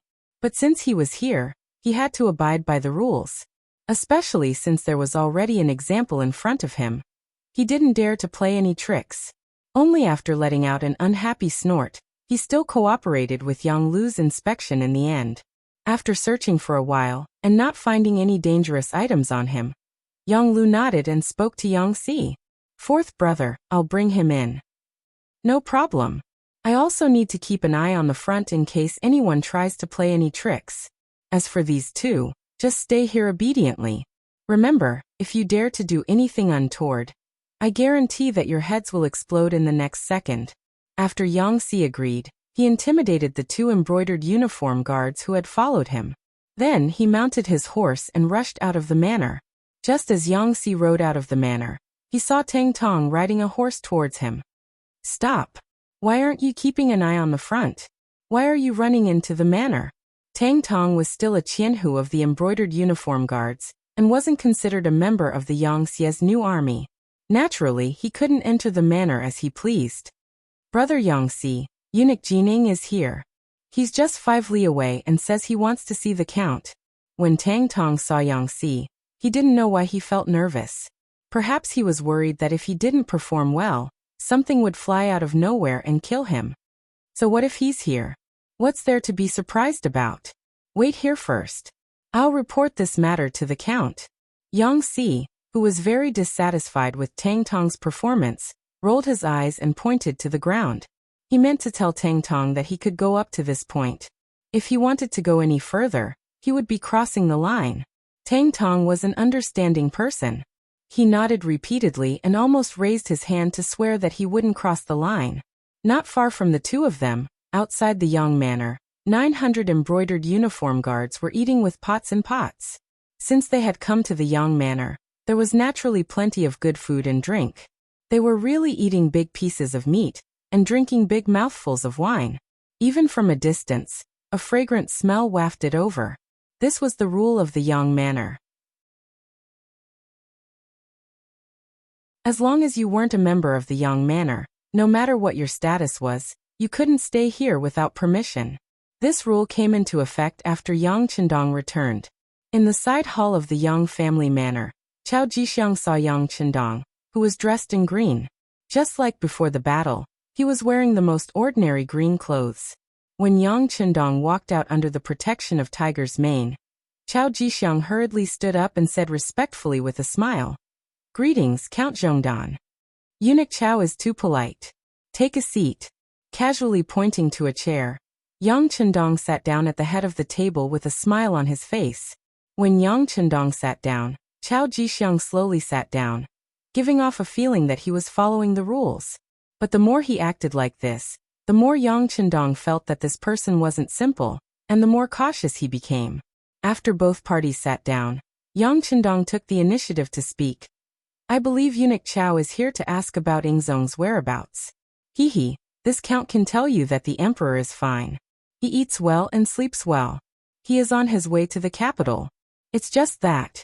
Hearing that Ingzong was fine, Chao Jixiang's face revealed a happy smile. Daizong had already put Jining in an important position, so it was impossible for him to put him in an important position. But with Ingzong, if Wang Zhen died, he would have a chance to be promoted. But after hearing Yang Chendong's words, his originally smiling face became tense. But what does Count Zhongdan mean by just that? Sigh. With a long sigh, Yang Chendong pretended to bemoan the state of the universe and the fate of mankind, and said, "But now that there is an emperor in the capital, I really don't know what will happen to Ingzong when he returns." Yes. After hearing this, Chao Jixiang's face became much more unsightly. Now that there was a new substitute emperor, Zhu Qiyu, in the capital, why would Zhu Qizhen return at this time? It was impossible for there to be two emperors in a single dynasty. One of them was destined to leave the throne. Although Ingzong had been the emperor for a long time, Daizong now occupied the capital, controlled the army and had the initiative. If they really fought, it was unknown who would win.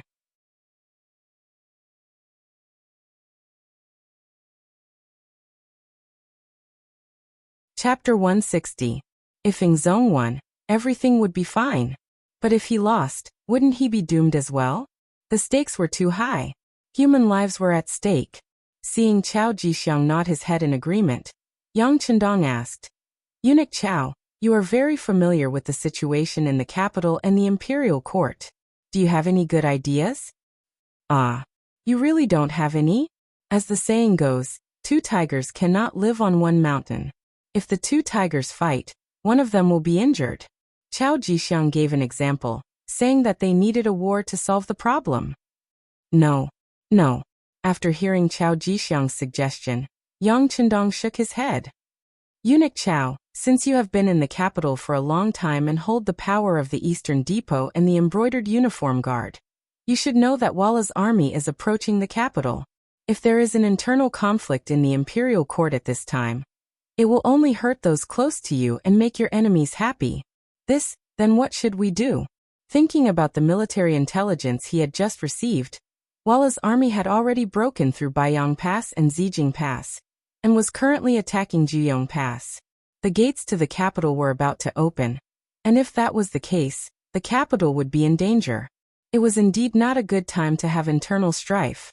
But in this situation, without confirming who the emperor was, how could they divide their forces to fight against Walla's army? Just as Chao Jixiang's face was filled with worry, Yangxi rushed in from outside. The moment he entered the hall, he knelt on the ground and respectfully said to Yang Chendong, "Young master, Eunuch Jining is here. He is waiting for you 5 li outside the Yang residence." "Oh, so fast. Haha, please." After hearing this, Yang Chendong was not surprised at all. It was clear that he had expected this. But after saying please, he did not forget to add to Yangxi, "Old rules, he can only bring 2 people to the residence. Sai, this uncle only wants to live the life of an ordinary person. I don't want to see an army coming. I will be afraid." "Yes." Yangxi nodded and then walked out of the room. When Chao Jixiang saw this, his heart was filled with disdain. "You have such powerful retainers. Are you afraid that others will send an army to attack you? What a joke." Of course, these were just thoughts in his heart. After knowing that Jining was coming, there were some things that needed to be said in advance. Originally, Chao Jixiang wanted to wait for the right time, but now, he didn't dare to hide anything. "Uncle Zhongdan, Jining has already pledged her loyalty to Dai Zong. You have saved Ing Zong, and you have done a great service. I believe that once Ing Zong ascends to the position, you will not be lacking in benefits. You have to think twice about your every move. Reconsider? Well, I've been thinking about it. Let me think about it." Yang Chendong kept nodding, as if he had heard Chao Jixiang's words. However, from that moment on he actually stopped talking. Instead, he closed his eyes, giving off the feeling that he was thinking about something. However, he was actually waiting for Jin Ying's arrival. Only when she was here could the next step be carried out as he wished. Seeing that Yang Chendong was indeed reconsidering, Chao Jixiang suddenly became anxious. "Uncle Zhongdan, no matter what, Ing Zong has been in power for more than 10 years. He is still very popular in the imperial court. Compared to Dai Zong, who has just ascended to the position, he has too many advantages. He should be the one to take charge." That's right. Eunuch Chao is right. Let me think about it carefully." Yang Chendong still didn't open his eyes. He kept nodding, giving off the feeling that he was really thinking hard. 5 miles away from the Yang manor, Yangxi and Tang Tong rushed back. When it was said that Jining was allowed to enter the manor, but she could only bring 2 guards, Eunuch Jin didn't even show a trace of displeasure. Instead, he happily nodded and agreed. Then he smiled and rode his horse to Yangxi's side. From this, it could be seen that Jining and Chao Jixiang were both astute people. Oftentimes, the more polite a person appeared on the surface, the harder it was to deal with them. Not long after, Jining appeared at the Yang manor. When she entered the side hall, she saw Yang Chendong resting with his eyes closed. Chao Jixiang had an anxious expression on his face. Listening to the voice and looking at people's faces, Jin Ying's heart calmed down just from this discovery. If Yang Chendong had already made a decision, Chao Jixiang wouldn't be so anxious. Since that was the case, it meant that he still had a chance. It had to be said that Jining had indeed served 4 emperors. No. Now it should be 5 emperors. Few people could compare to her decisiveness in doing things.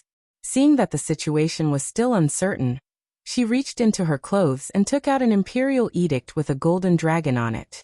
At the same time she shouted, "The imperial edict has arrived.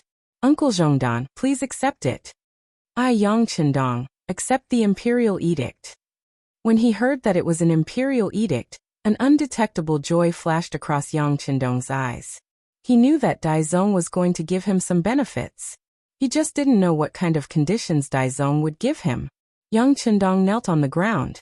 Jining read aloud. By the will of the heavens, the emperor decrees that Count Zhongdan Yang Qindong is young and promising. He is proficient in both martial arts and literature.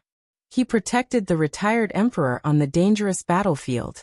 His loyalty to the great Ming Dynasty is witnessed by the heavens and earth. He is hereby conferred the title of Duke Zhongdan and the position of commander of the Brocade Guards. Emperor Zong of the Ming Dynasty proclaims this. After Jining finished reading the imperial edict, she smiled and said to Yang Qindong, who was kneeling on the ground, "Marquis, please rise." The count had become the marquis. Yang Qindong's lips curled into a faint smile. "Thank you, eunuch Jin. You've worked hard. You're too kind. Compared to Marquis bravely saving the retired emperor, what I did pales in comparison."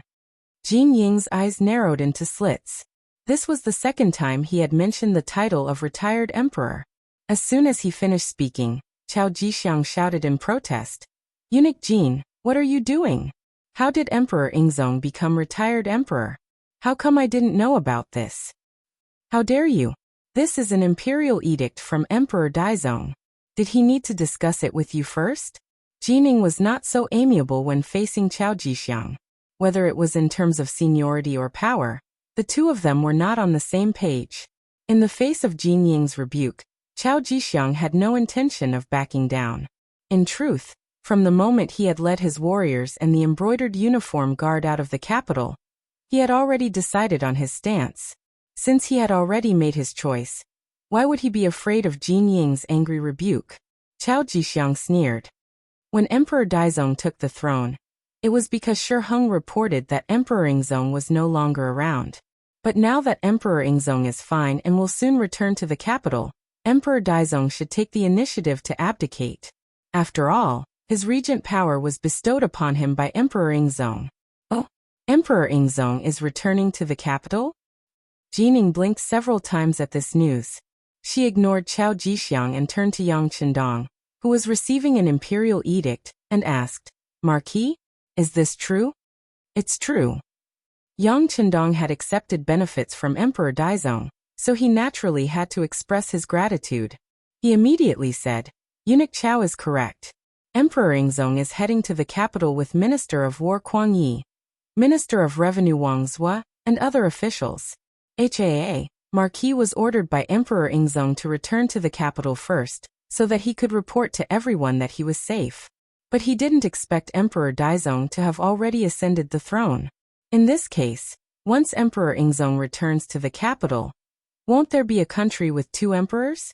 What should we do then?" Yang Qindong directly laid out the problem in front of Jin Ying and Chao Jixiang. His gaze continued to wander between the two of them. A country with two emperors. Whenever such a thing appeared in history, it would always be accompanied by fierce battles. How could a mountain contain two tigers? Not to mention, how could there be two voices in a country? If something were to happen, whose orders should they listen to? Jin Ying and Chao Jixiang quickly thought of this problem, and for a moment, their faces turned extremely nasty. They felt like they had been stumped by reality. Based on the current situation, it was clear that no one would back down so easily. The result was likely to be a clash of swords and weapons. With a great enemy like Walla by their side, any internal strife would only benefit others. In the side chamber, the atmosphere became extremely tense. The three of them didn't speak for a long time, each with their heads lowered, thinking about their own matters. Yang Qindong also had his head lowered, but he wasn't thinking about anything. Instead, he was resting with his eyes closed. He had hurried on his journey and hadn't had a good rest since returning. He was indeed a little sleepy. It was precisely because he was sleepy that he began to snore softly. This was so clear in the silent side chamber, so out of place. Cough cough. Jin Ying and Chao Jixiang coughed softly at the same time, using this method to wake Yang Qindong up. There was movement. Yang Qindong had indeed woken up. When he raised his head, he met Jining and Chao Jixiang's eyes. He smiled and said, "What? Have the two of you come to a conclusion? If you have, then please leave. Marquis has been hurrying on the road for days. He is indeed too tired." After he finished speaking, Yang Chendong slowly stood up. From the looks of it, it was clear that he wanted to leave this place and find a big bed to have a good sleep. Yang Chendong wanted to leave. This made Jining and Chao Jixiang very anxious. They both knew that they couldn't make a decision on their own. If the other party was unwilling to give in, they wouldn't give in either. In the end, they would only meet in battle. This was an outcome that neither of them wanted to see, because no one could guarantee that they would be the victor. After thinking about it, he still needed Yang Chendong to be a partner, or a middleman, to give a balanced and reasonable way to deal with it. Since that was the case, how could they let him leave? At that moment, the two of them blocked Yang Chendong's path. "Marquis, we can't come to a conclusion. Can you please show us the way?"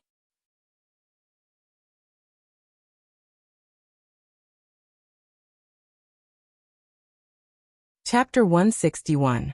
You want me to lead the way? You trust Marquis that much? Yang Chendong was already familiar with his current identity. He spoke without missing the word ho. Jin Ying and Chao Jixiang were not displeased at all. On the contrary, they both nodded solemnly with serious expressions. If that's the case, then Marquis will say a few words. As he spoke, Yang Chendong returned to his seat at the head of the table. All right. Let's ask Marquis to say a few words.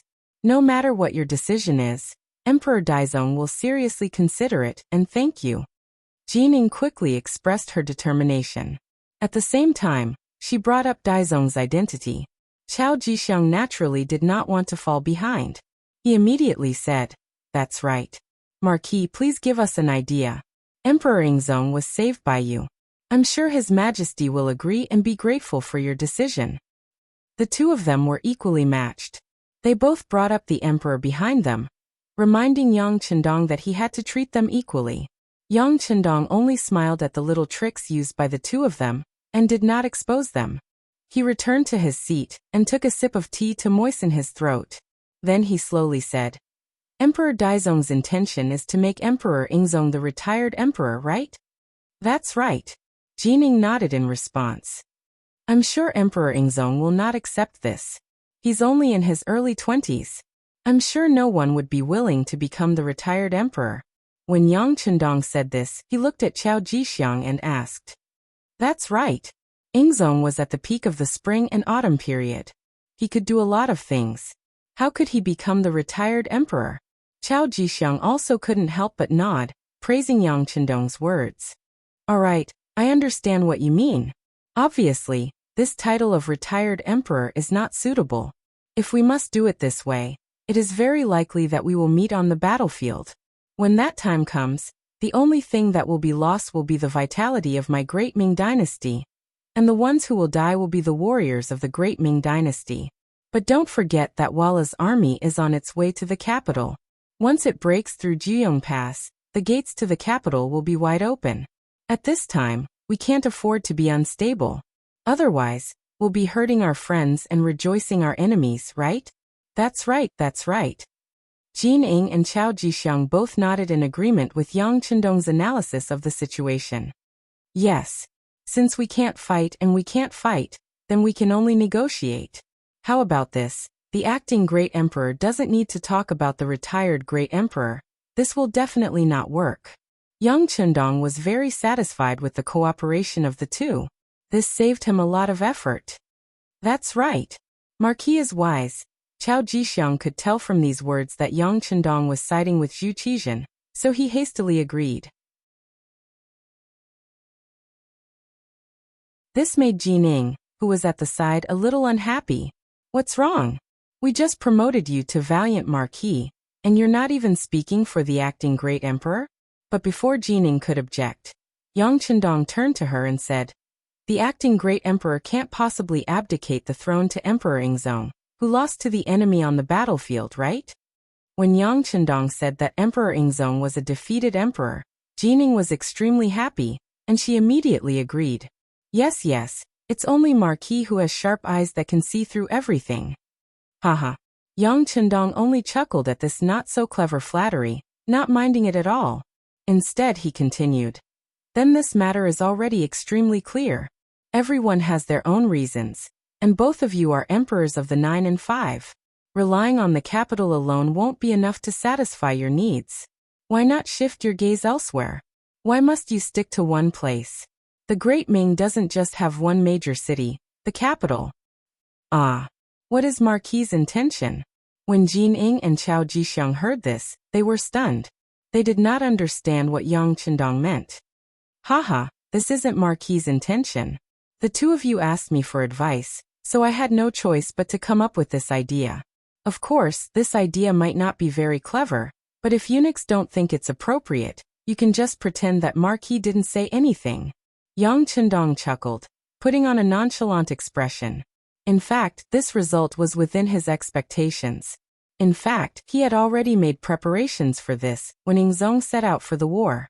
Yang Chendong had come up with the idea, but he didn't want to take the blame. Jin Ying and Chao Jixiang were both shrewd people, so how could they not understand the meaning behind these words? The two of them immediately nodded. Yes, we asked Marquis for the idea. None of this matter has anything to do with eunuch. Very good. Since that's the case, I'll add a few words. Since the capital can only have one emperor, why can't Emperor Yingzong give up this place? For example, if you go to the capital of Nanjing, the climate there is pleasant, and it's no less prosperous than the capital. It already has other palaces and palaces. It truly is a place where dragons flourish. Under their gazes, Yang Chendong finally revealed the ultimate goal of his plan, which was to divide the Great Ming Dynasty into two. Go to Nanjing? Chao Jixiang's eyes widened. It seemed that this result was completely out of his expectations. It was also something that he had never thought of before. It wasn't just Chao Jixiang. Even Jin Ying fell silent. Similarly, the result was somewhat out of his expectations. He had originally believed that as long as he could rope in Yang Chendong, he would be able to learn of Emperor Yingzong's whereabouts. Afterward, he would send an army to bring Emperor Emeritus back to the capital and place him under house arrest. But now, it seemed that Yang Chendong would not betray Emperor Yingzong. Not only that, he even had the idea of allowing Emperor Yingzong to continue as emperor. Fortunately, he was not allowed to return to the capital, which could be considered as speaking on Daizong's behalf. Yang Chendong had proposed the plan, but whether or not they would do it was not up to him to decide. However, he believed that his idea would be the most perfect one after considering all the situations. Chao Jixiang fell silent as he mentally weighed the feasibility of this plan. Daizong was now emperor in the capital and wielded great power. If Emperor Yingzong returned, there was a high chance that he would be captured and then placed under house arrest with the title of Emperor Emeritus until he died. If this was the case, anyone who had pledged allegiance to Emperor Yingzong could easily imagine their fate. Since he had no confidence, he might as well go to Nanjing and proclaim himself emperor. Given that Emperor Yingzong had been emperor for so many years, he should be able to quickly accumulate a powerful force. At that time, he would have the choice of remaining in Nanjing or fighting his way back to the capital. In this way, Yang Chendong's plan could not be considered wrong. On the other end, Jining was also considering Yang Chendong's proposal. It was true that Daizong was emperor, and that he controlled the capital. But his ascension to the throne had not been justified, and he had only been on the throne for such a short period of time.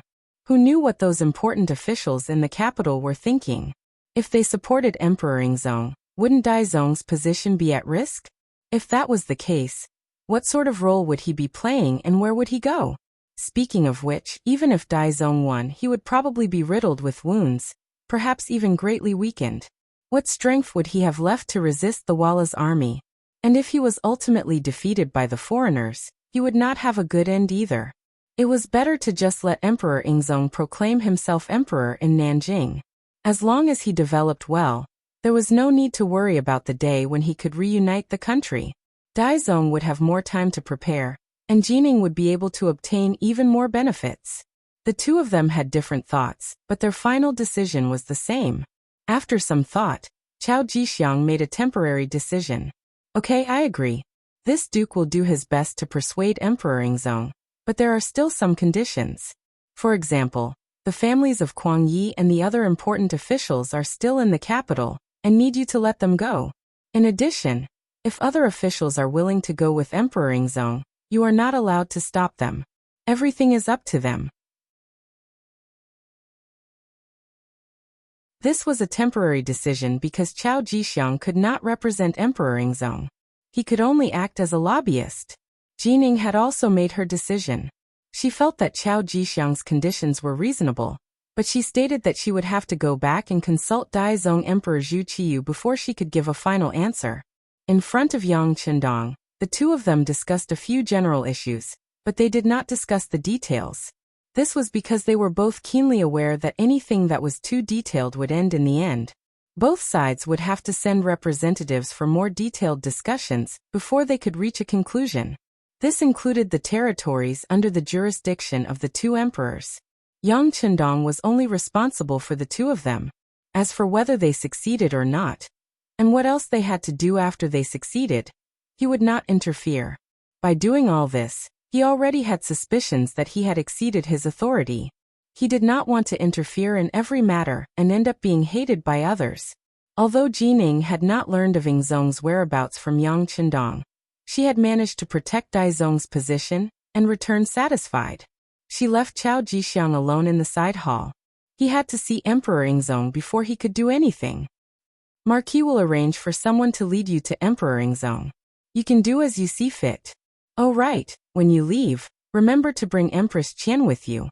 I think she will cooperate with you to do some things. Looking at Chao Jixiang, who was standing there with a longing expression, Yang Chendong left these words before he got up and left the side hall. Now that he had succeeded, he could finally have a good rest for a few days. Of course, some people might ask, why did Yang Chendong give up such a good opportunity to control the emperor and give it to Chao Jixiang when he already had actual control over Zhu Qizhen? This was where Yang Chendong was smart. Mingzong had ascended to the throne, and Ingzong was naturally weaker. In addition, Yang Chendong had played a balancing role in the middle. It could be seen that in the future, no matter who it was, it would be very difficult to have the great Ming dynasty alone. Since Ingzong was no longer the one and only emperor whose words carried enormous weight, why did Yang Chendong want to hold him in his hands and make him the target of public criticism? With an emperor by his side, he would have to ask for instructions from time to time, and he would even have to kneel.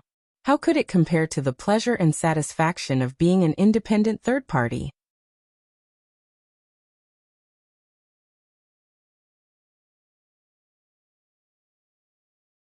Chapter 162. Chao Jixiang had some ability. Once he developed, he wouldn't be too far off from Wang Zhen. But it was precisely because he had the ability that he could better assist Zhu Qizhen. Otherwise, if he was an idiot, it wouldn't be long before he was eaten up by Jining. The sixth young master didn't want either side to become stronger. What he needed was balance.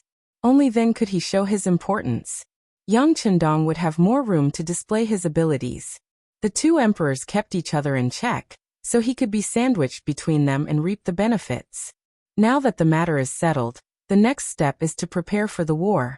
That's right, is there any news from Crimson City? Yang Chendong returned to the study and looked at Tiger's Mane. They're already on their way to the capital. They're coming in small groups so that they won't attract attention. Tiger's Mane knew what Yang Chendong was asking about and respectfully replied. The sixth young master who had grown up with him was now Marquis. The young master wasn't even 20 yet, but his future was bright. Tiger's Mane wouldn't be a nobody if he followed such a master. Alright, I understand. The young master is sleepy. If there's nothing important, don't call me. Yang Chendong waved his hand and walked toward the bedroom next to the study. Hu Yan, Xiao Yin, and the others had been waiting there for a long time. Although they might not be able to do anything with them around, it was still better to be with beauties than with those incomplete eunuchs who only knew how to fight for power. On the road 5 li away from the Yang clan manor, the bustling scene had disappeared. After Jining and Chao Jixiang left, Tang Tong, who had stayed behind, was also taken away. Tang Tong had chosen to leave with Jining. This was Yang Chendong's intention. He didn't keep idle people here. Unless it was Yang Xie's personal army, He couldn't be at ease with anyone guarding the Yang family manor. As for who Tang Tong would choose to leave with, Yang Chendong didn't ask. Instead, he left the decision to himself. When Jin Ing and Chao Jixiang had both extended an olive branch to him, he had ultimately chosen to return to the capital with Jin Ing.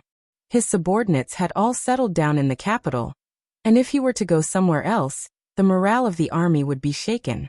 Jin Ing had brought 3,000 embroidered uniform guards with her when she came. When she returned, she brought 4,000 men with her. As soon as he entered the capital, he went straight to the imperial city to ask Zhu Qiyu about his plans. In the inner hall of the palace, after Zhu Qiyu learned about Jin Ying's experience at Yangjia village, he frowned. A country divided into two emperors. Won't this cause the great Ming dynasty to be divided? No matter what, Zhu Qiyu was still a descendant of the Zhu family. He also valued the Zhu family's country very much. It was not unreasonable for him to have such thoughts. Jining didn't think too much about it. He just wanted to hold on to power. As for whether or not the country would be divided, that was a matter for the future. Your Majesty, this subject also knows that this is not a perfect plan, but I truly cannot think of a better one. Once Ingzong returns to the capital, he will not allow himself to be captured without a fight. After all, he has been emperor for so many years, and many people are loyal to him. If he raises his arm and receives even more support, we might not even have a place to stay.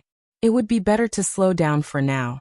I trust that with your Majesty's benevolence, it won't be long before you have even more people sincerely submit to you. At that time, wouldn't it be very easy for the realm to fall into your Majesty's hands? Jining placed Zhu Qiyu in a very high position, her eyes brimming with confidence. These words spurred Zhu Qiyu on, filling him with confidence for the future. Fine. This is all we can do. But we still need to prevent even more officials from leaving with Ingzong.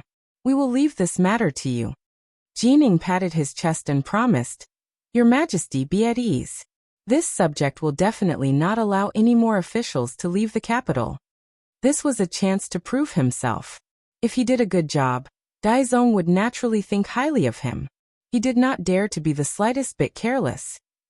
Hebei's Baoding Prefecture, a strategic town more than 300 li from the capital of the Great Ming Dynasty. At this time, Zhu Qizhen was resting here under the protection of Yang Wu and Xiaofeng.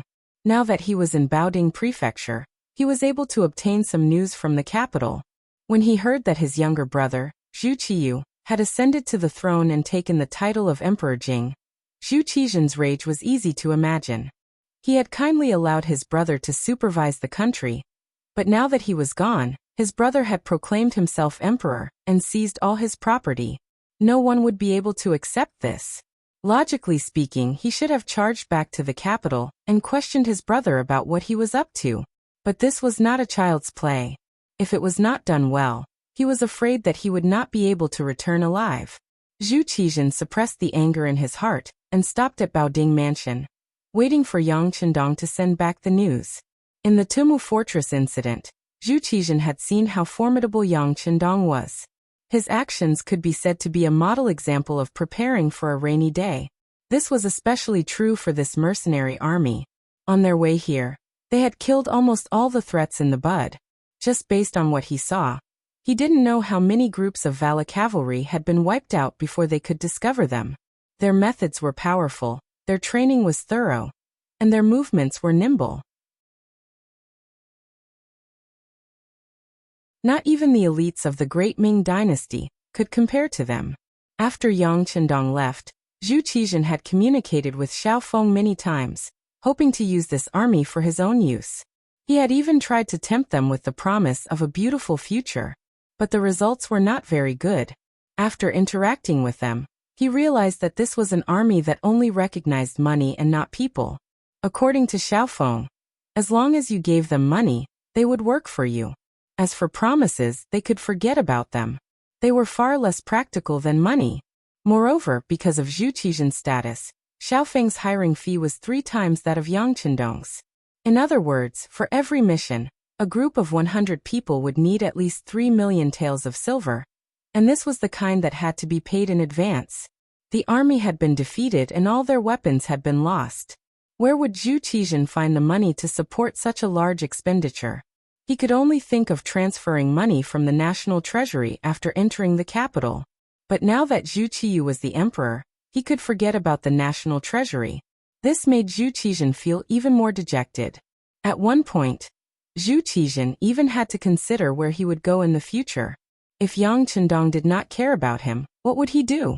He would not even have the ability to protect himself. This worry disappeared without a trace. 3 days later, Chao Jixiang arrived, and with him were 3,000 embroidered uniform guards. Under the lead of Beta Persei, Chao Jixiang successfully reported to Yingzong. As soon as he saw Yingzong, he immediately knelt on the ground and shouted, "Long live the emperor!" At this moment, Zhu Qizhen felt a sense of superiority. He even had the thought of bringing an army to the capital to seize the throne. Just as this thought appeared, he saw Xiao Feng and the others leave. The heroic spirit that had just appeared in his heart disappeared without a trace. After seeing the strength of this mercenary army, he began to despise the embroidered uniform guards in his heart. Chao Jixiang arrived, and after seeing Yingzong and the 9 officials, he gave them a detailed account of what had happened in the capital. At the end, he even mentioned that Yang Chendong had been made a marquis and his idea of 2 emperors ruling the country. 2 emperors ruling the country? After hearing Chao Jixiang's recount, Minister of War Kuang Yi and Minister of Revenue Wang Zhuo glanced at each other. How could they not know that doing this would be tantamount to splitting the great Ming dynasty? However, what better way was there to deal with this than now? Different from Kuang Yi and Wang Zhuo, the other 7 officials were secretly happy. If Zhu Qizhen really went to Nanjing and proclaimed himself as emperor, then it was obvious that they would be promoted by 1 or even 2 ranks. For example, the Right Assistant Minister of Justice Ding Xian could become the Minister of Justice. The Right Assistant Minister of Works Wang Yonghe could also become the Minister of Works. The Left Assistant Minister of Rights Yang Shan would become the Minister of Rights. And the Right Deputy Imperial Censorate Deng Li would also be promoted by 1 rank and become the Imperial Censorate. This was a real benefit. Originally, they had lost the battle together and were prepared to be demoted or even lose their positions. Now they could even be promoted by 1 rank. Who wouldn't be happy? After the officials received the benefits, they would naturally try to persuade Zhu Qizhen to go to Nanjing and proclaim himself as emperor. Regarding this, Zhu Qizhen did not immediately make a decision. Instead, he said that he needed to think about it. Empress Qian also came. Mao Mu had taken over the role of the eunuch of Xing'an. He had served the empress well and had gained her trust.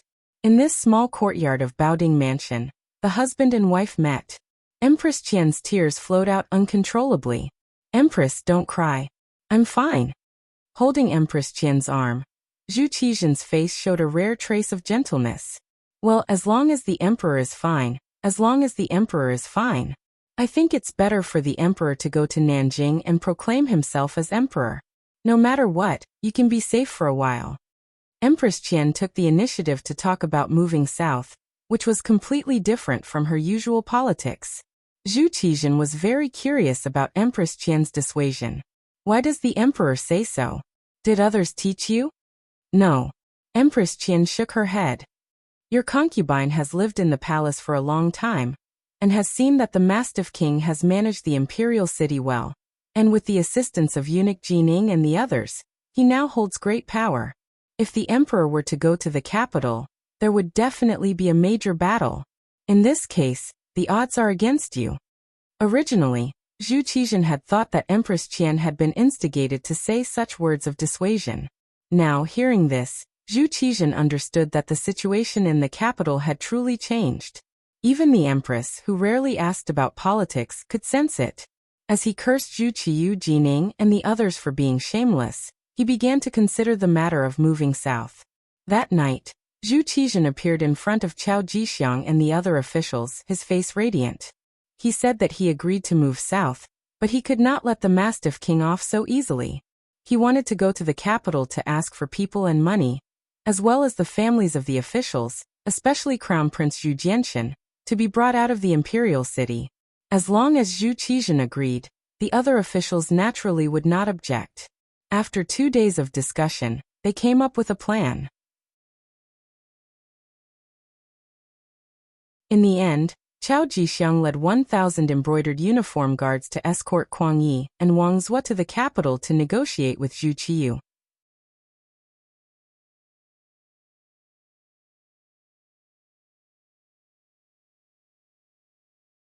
Chapter 163. The Capital. News suddenly emerged that Zhu Qizhen did not die on the battlefield. It was only a substitute for Hu Ben that had died. This news was like a gust of wind that had grown wings, quickly reaching the homes of the officials. For a moment, many of them were shocked and at a loss of what to do. 5 days after the news appeared, Kuang Yi and Wang Zhuo, who had followed Ing Zong to the battlefield, entered the capital under the protection of 1,000 embroidered uniform guards. Their appearance confirmed the news. Soon after, another piece of news appeared. Ing Zong would not return to the capital, and would instead accompany Nanjing to proclaim himself as emperor. For a time, the Great Ming would have 2 emperors ruling together. For a good country to have 2 emperors, although they were both surnamed Zhu and shared the same ancestor, it could not be considered a split. However, as time passed, the situation would naturally develop. Many far-sighted officials could see this fact. However, before they could wonder why such a change had occurred, another piece of news appeared that made them dizzy. Ing Zong would need many officials to proclaim himself as emperor in Nanjing. If any of the officials in the capital were willing, they could follow Kuang Yi and Wang Zhuo to Nanjing to take up their posts. Should they pledge loyalty to the current substitute emperor Zhu Qiyu, or the previous emperor Zhu Qizhen? This was a choice that was placed in front of the officials. For a moment, each of the officials began to make their own calculations, and began to consider the gains and losses in this matter.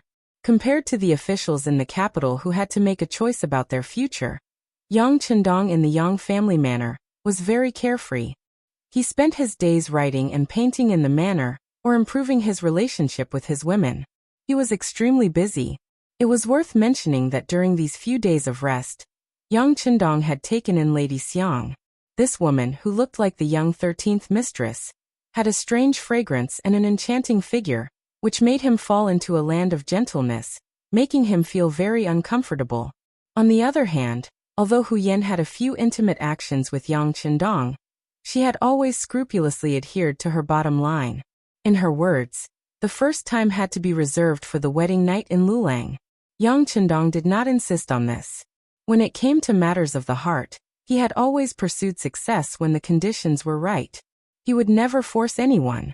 Beta Persei, Yang Wu, and Xiaofeng returned to Yang Manor, and set up a tight blockade around the perimeter.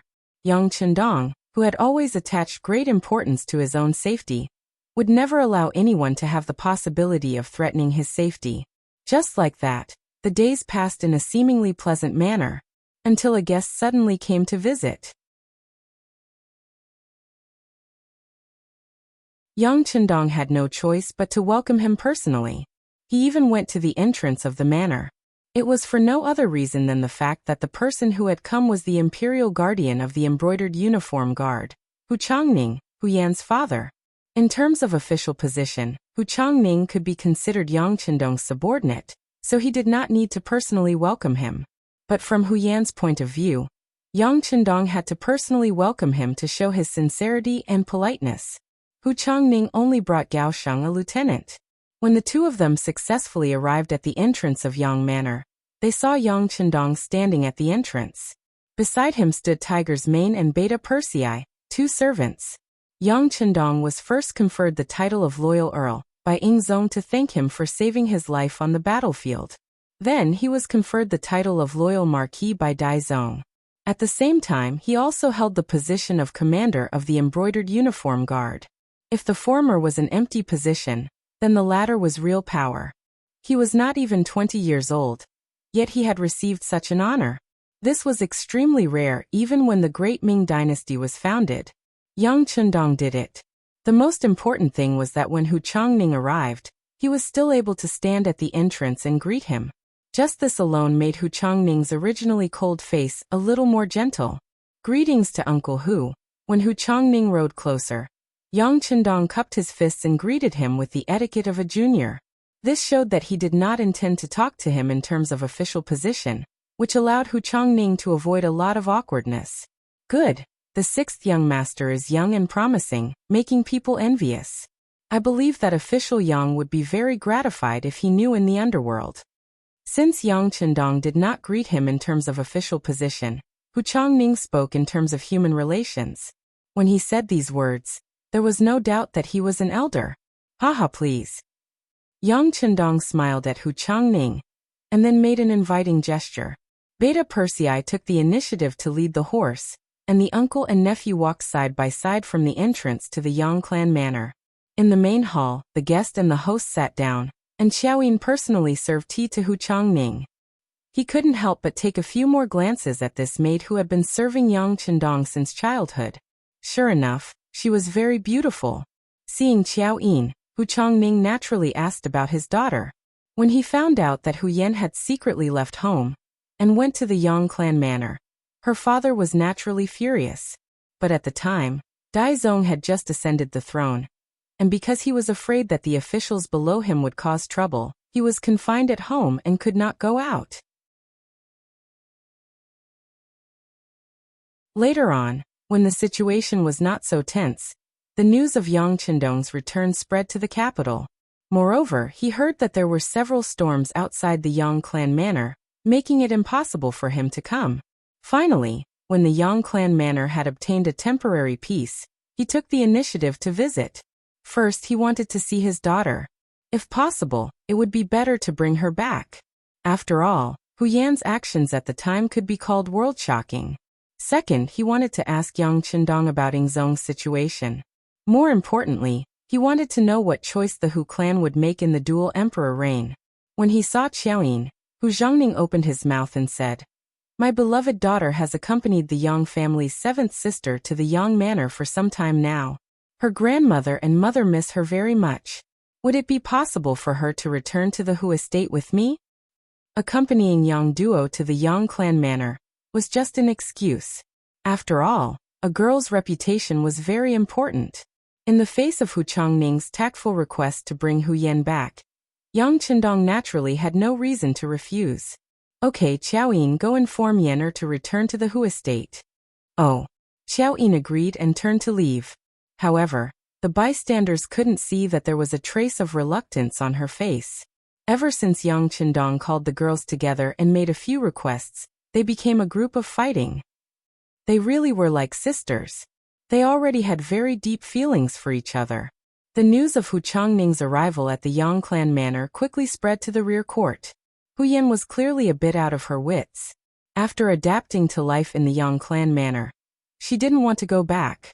However, she knew that Yang Chendong had no reason to refuse her father. Xiaoyin saw that Hu Yan was worried and volunteered to serve tea in the front hall. She wanted to inquire about the news. She didn't expect that the young master would so readily agree to Hu Changning's request. How could she not be disappointed? When Xiaoyin left and only Yang Chendong, Hu Changning, and Tiger's Mane were left in the room, Lord Hu showed a hesitant expression. "Uncle Hu, if you have something to say, just say it. There are no outsiders here." When Yang Chendong said there were no outsiders, he naturally meant Tiger's Mane, who was always in charge of protecting him. "Haha, it's actually nothing much. I'm sure the sixth young master already knows about the dual emperor rule. However, I don't know what your choice will be. Will you go to Nanjing or continue to stay here?" Hu Changning asked with an awkward expression. No matter what, he was a man of 40 years old. When he encountered something, it was fine if he didn't have any ideas. However, he actually wanted to ask Yang Chendong, who was much younger than him. This made him feel a little embarrassed. However, this was what his father, Hu Ming, wanted. Hu Ming's original words were, "Ask the loyal Marquis whether you want to go or stay." This matter was originally caused by him. I'm sure he already has a judgment. Thus, this trip to the Yang clan manor was made. Picking up his daughter was only one of the reasons. His true goal was to find out what Yang Chendong's intentions were. Me. Yang Chendong pointed at himself, then chuckled. "Of course I can't leave. There's the Yang clan manor here, and there's the sky beyond heaven and the immortal abode in the capital.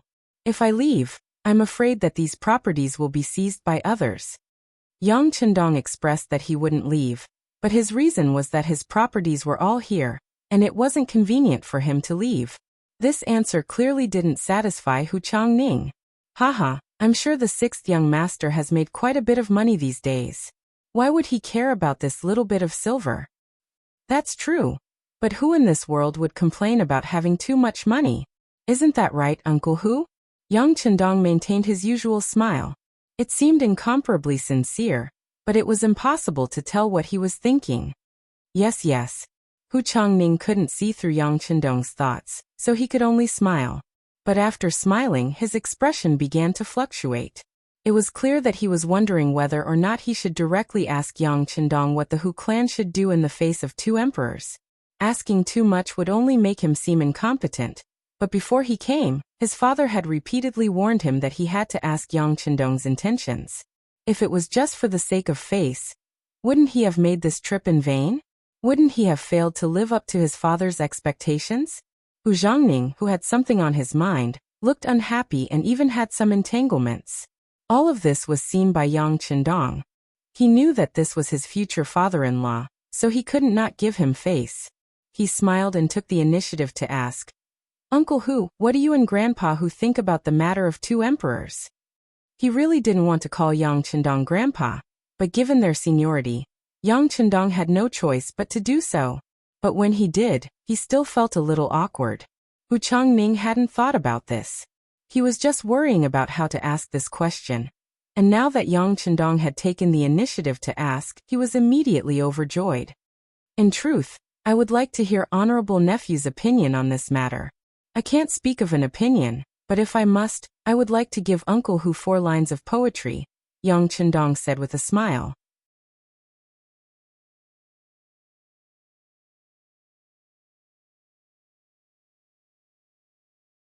Chapter 164. What are the 4 sentences? Hu Zongning's interest was piqued. Everyone said that Yang Chendong was a genius. Presumably, the following words would not disappoint him. Sure enough, after Yang Chendong pondered for a moment, he slowly opened his mouth and said, If he is strong, then he is strong. If he is strong, then he is strong. If he is tyrannical, then he is tyrannical. The moon shines over the river. This was the record of the 9 young divine art in the heavenly sword and dragon saber. It meant that no matter how strong or fierce the enemy was, one could treat it as a breeze blowing over the mountain. The moon shines over the river. Although it could affect one's body, it could not cause the slightest harm. However, how could one not harm one's body? It meant that in the face of the chaos of the outside world, as long as one stayed strong and worked hard to improve one's abilities in all aspects, one would be unharmed. Hu Ming was originally a capable official and had been the Minister of Rights for many years. It could be said that he had disciples all over the world. His son Hu Zhangning had also grown up. With this kind of strength, whether it was following Yingzong or Daizong, there would not be any problems. As long as he stayed within his position, no one could easily touch him. Not to mention, there was also Yang Chendong helping from the side. He would not watch as something happened to the Hu family. In history, even when Yingzong ascended to the throne, until his death, Hu Ming was still firmly seated in the high position of the Minister of Rights. It was not until he was over 80 years old that he resigned from his position after Yingzong succeeded in seizing the family. From this, it could be seen that he was originally an evergreen tree in the bureaucracy. How could anyone move him just because they wanted to? Hu Zongning did not think so much at this time. He was still repeating the 4 sentences that Yang Chendong said. After pondering over it, a smile slowly appeared on his face. Obviously, he had understood Yang Chendong's meaning. He was warning him that the most important thing was to improve his own strength. As for whether he followed Yingzong or Daizong, he could do it with ease. Many thanks. After understanding everything, Hu Zongning immediately cupped his fist and bowed to Yang Chendong. Yang Chendong naturally could not accept it. He immediately bowed back. Then the two looked at each other and smiled. After Hu Zongning got the result he wanted, he left. Hu Yan also left with him. When she left, her eyes were filled with reluctance. Yang Chendong felt very sorry for Hu Yan. Seeing her get into the carriage and about to leave, he suddenly cupped his fists to Hu Zhangning and said, Uncle Hu, in a moment, Nephew will send someone to the Hu estate to discuss marriage. Please allow me to marry Yen. Hu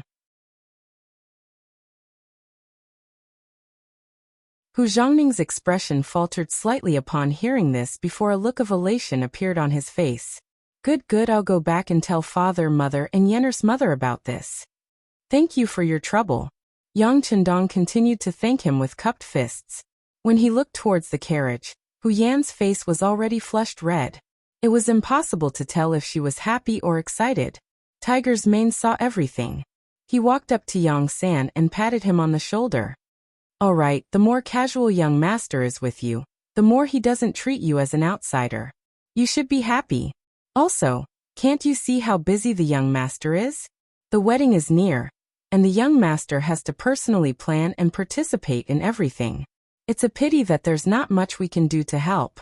By the way, when the young master is celebrating, there can be no accidents.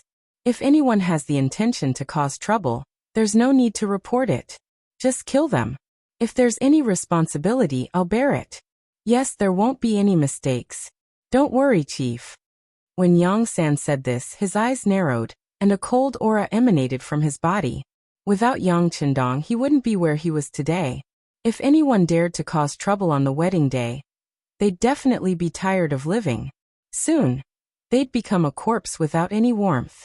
Yang San left quietly, just like how he had come. Even in the Yang manor, very few people had seen him, and even fewer people knew of him. He was also the strongest hidden chess piece in the Yang family system. Usually he wouldn't appear in front of everyone, but once he appeared, it often meant that something important was going to happen. Yang Chendong didn't ask when Yang San left. At this time he was teaching the servant, Yang Si, how to use the camera. That's right, the camera. This was something that shouldn't appear in this era, because Yang Chendong's wedding had been taken out. If there was something good, it had to be used. Only in this way could its value be reflected. Although taking out the camera was indeed a bit too shocking. In order to leave this beautiful memory and commemoration, Yang Chendong still did it without hesitation. As soon as this camera that could capture a person's shadow appeared, it immediately attracted a lot of exclamations. If Yang Chendong hadn't been prepared, Yang Si, who had just received it, would have directly thrown it to the ground. People in ancient times were very superstitious. They believed that the shadow was also an important part of the body. They even believed that their 7 souls and 6 spirits could be hidden in it. Now that this thing could clearly capture a person's shadow and even project it, it was no wonder that people were afraid. Xiao Yin was a bit braver.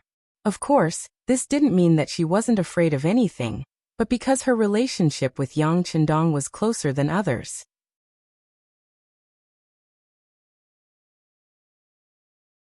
Naturally, this question was left to her to ask. Young master, what kind of witchcraft is this? It can capture a person's shadow. Will it turn the person who is captured into an idiot? Ah. Yang Chendong's mouth was wide open. He was stunned by the question. Yang Chendong's ability to adapt was originally very strong, but he was still defeated by this sudden and unexpected question. Seeing that Xiao Yin didn't seem to be joking and had a very serious expression, he helplessly shook his head and explained. This is an advanced product brought about by scientific advancement. As for the specific principles, I'm afraid that young master can't explain it clearly to you. But don't worry, this thing can't capture a person's soul, so don't worry. When Yang Chendong said not to worry, Xiao Yin seemed to feel a lot more at ease. At least she dared to walk in front of the camera, and even dared to make a few poses that she thought were beautiful. But the others didn't have that much courage. Every time Yang Si raised the camera and pointed it at them, there would always be a burst of chaos and shouting. It felt like a machine gun that could kill people. Wherever it aimed, people would fall to the ground. The camera was just a killing machine. In addition, Yang Chendong also took out a lot of new songs. For example, Huafeng's Big Bridal Sedan, Intimate Lover, Full Moon Flower, and the ready-made wedding march that he had prepared beforehand. For this, he took out a set of audio equipment from the big warehouse and charged it up in the big warehouse. He was only waiting for the wedding day to use it. In addition, Yang Chendong also prepared a very luxurious carriage. The wheels were made of soft rubber tires taken from the big warehouse. There were even shock absorbers installed on the carriage to ensure its comfort. The outside of the carriage was filled with all kinds of colored balloons, making it look very beautiful and beautiful. At the same time, he also made a few sets of beautiful wedding dresses according to his own design. These were all custom-made by the Crimson City's clothing factory.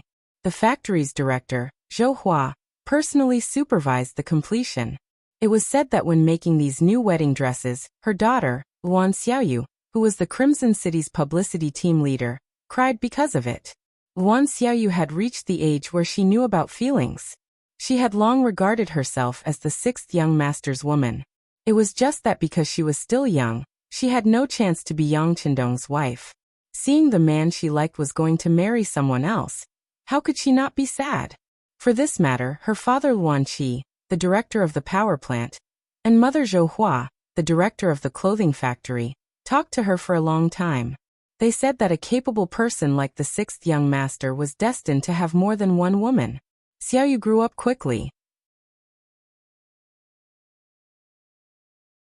When she grew up, she would naturally have the opportunity to become the sixth young master's woman. Moreover, several sets of wedding dresses were taken out.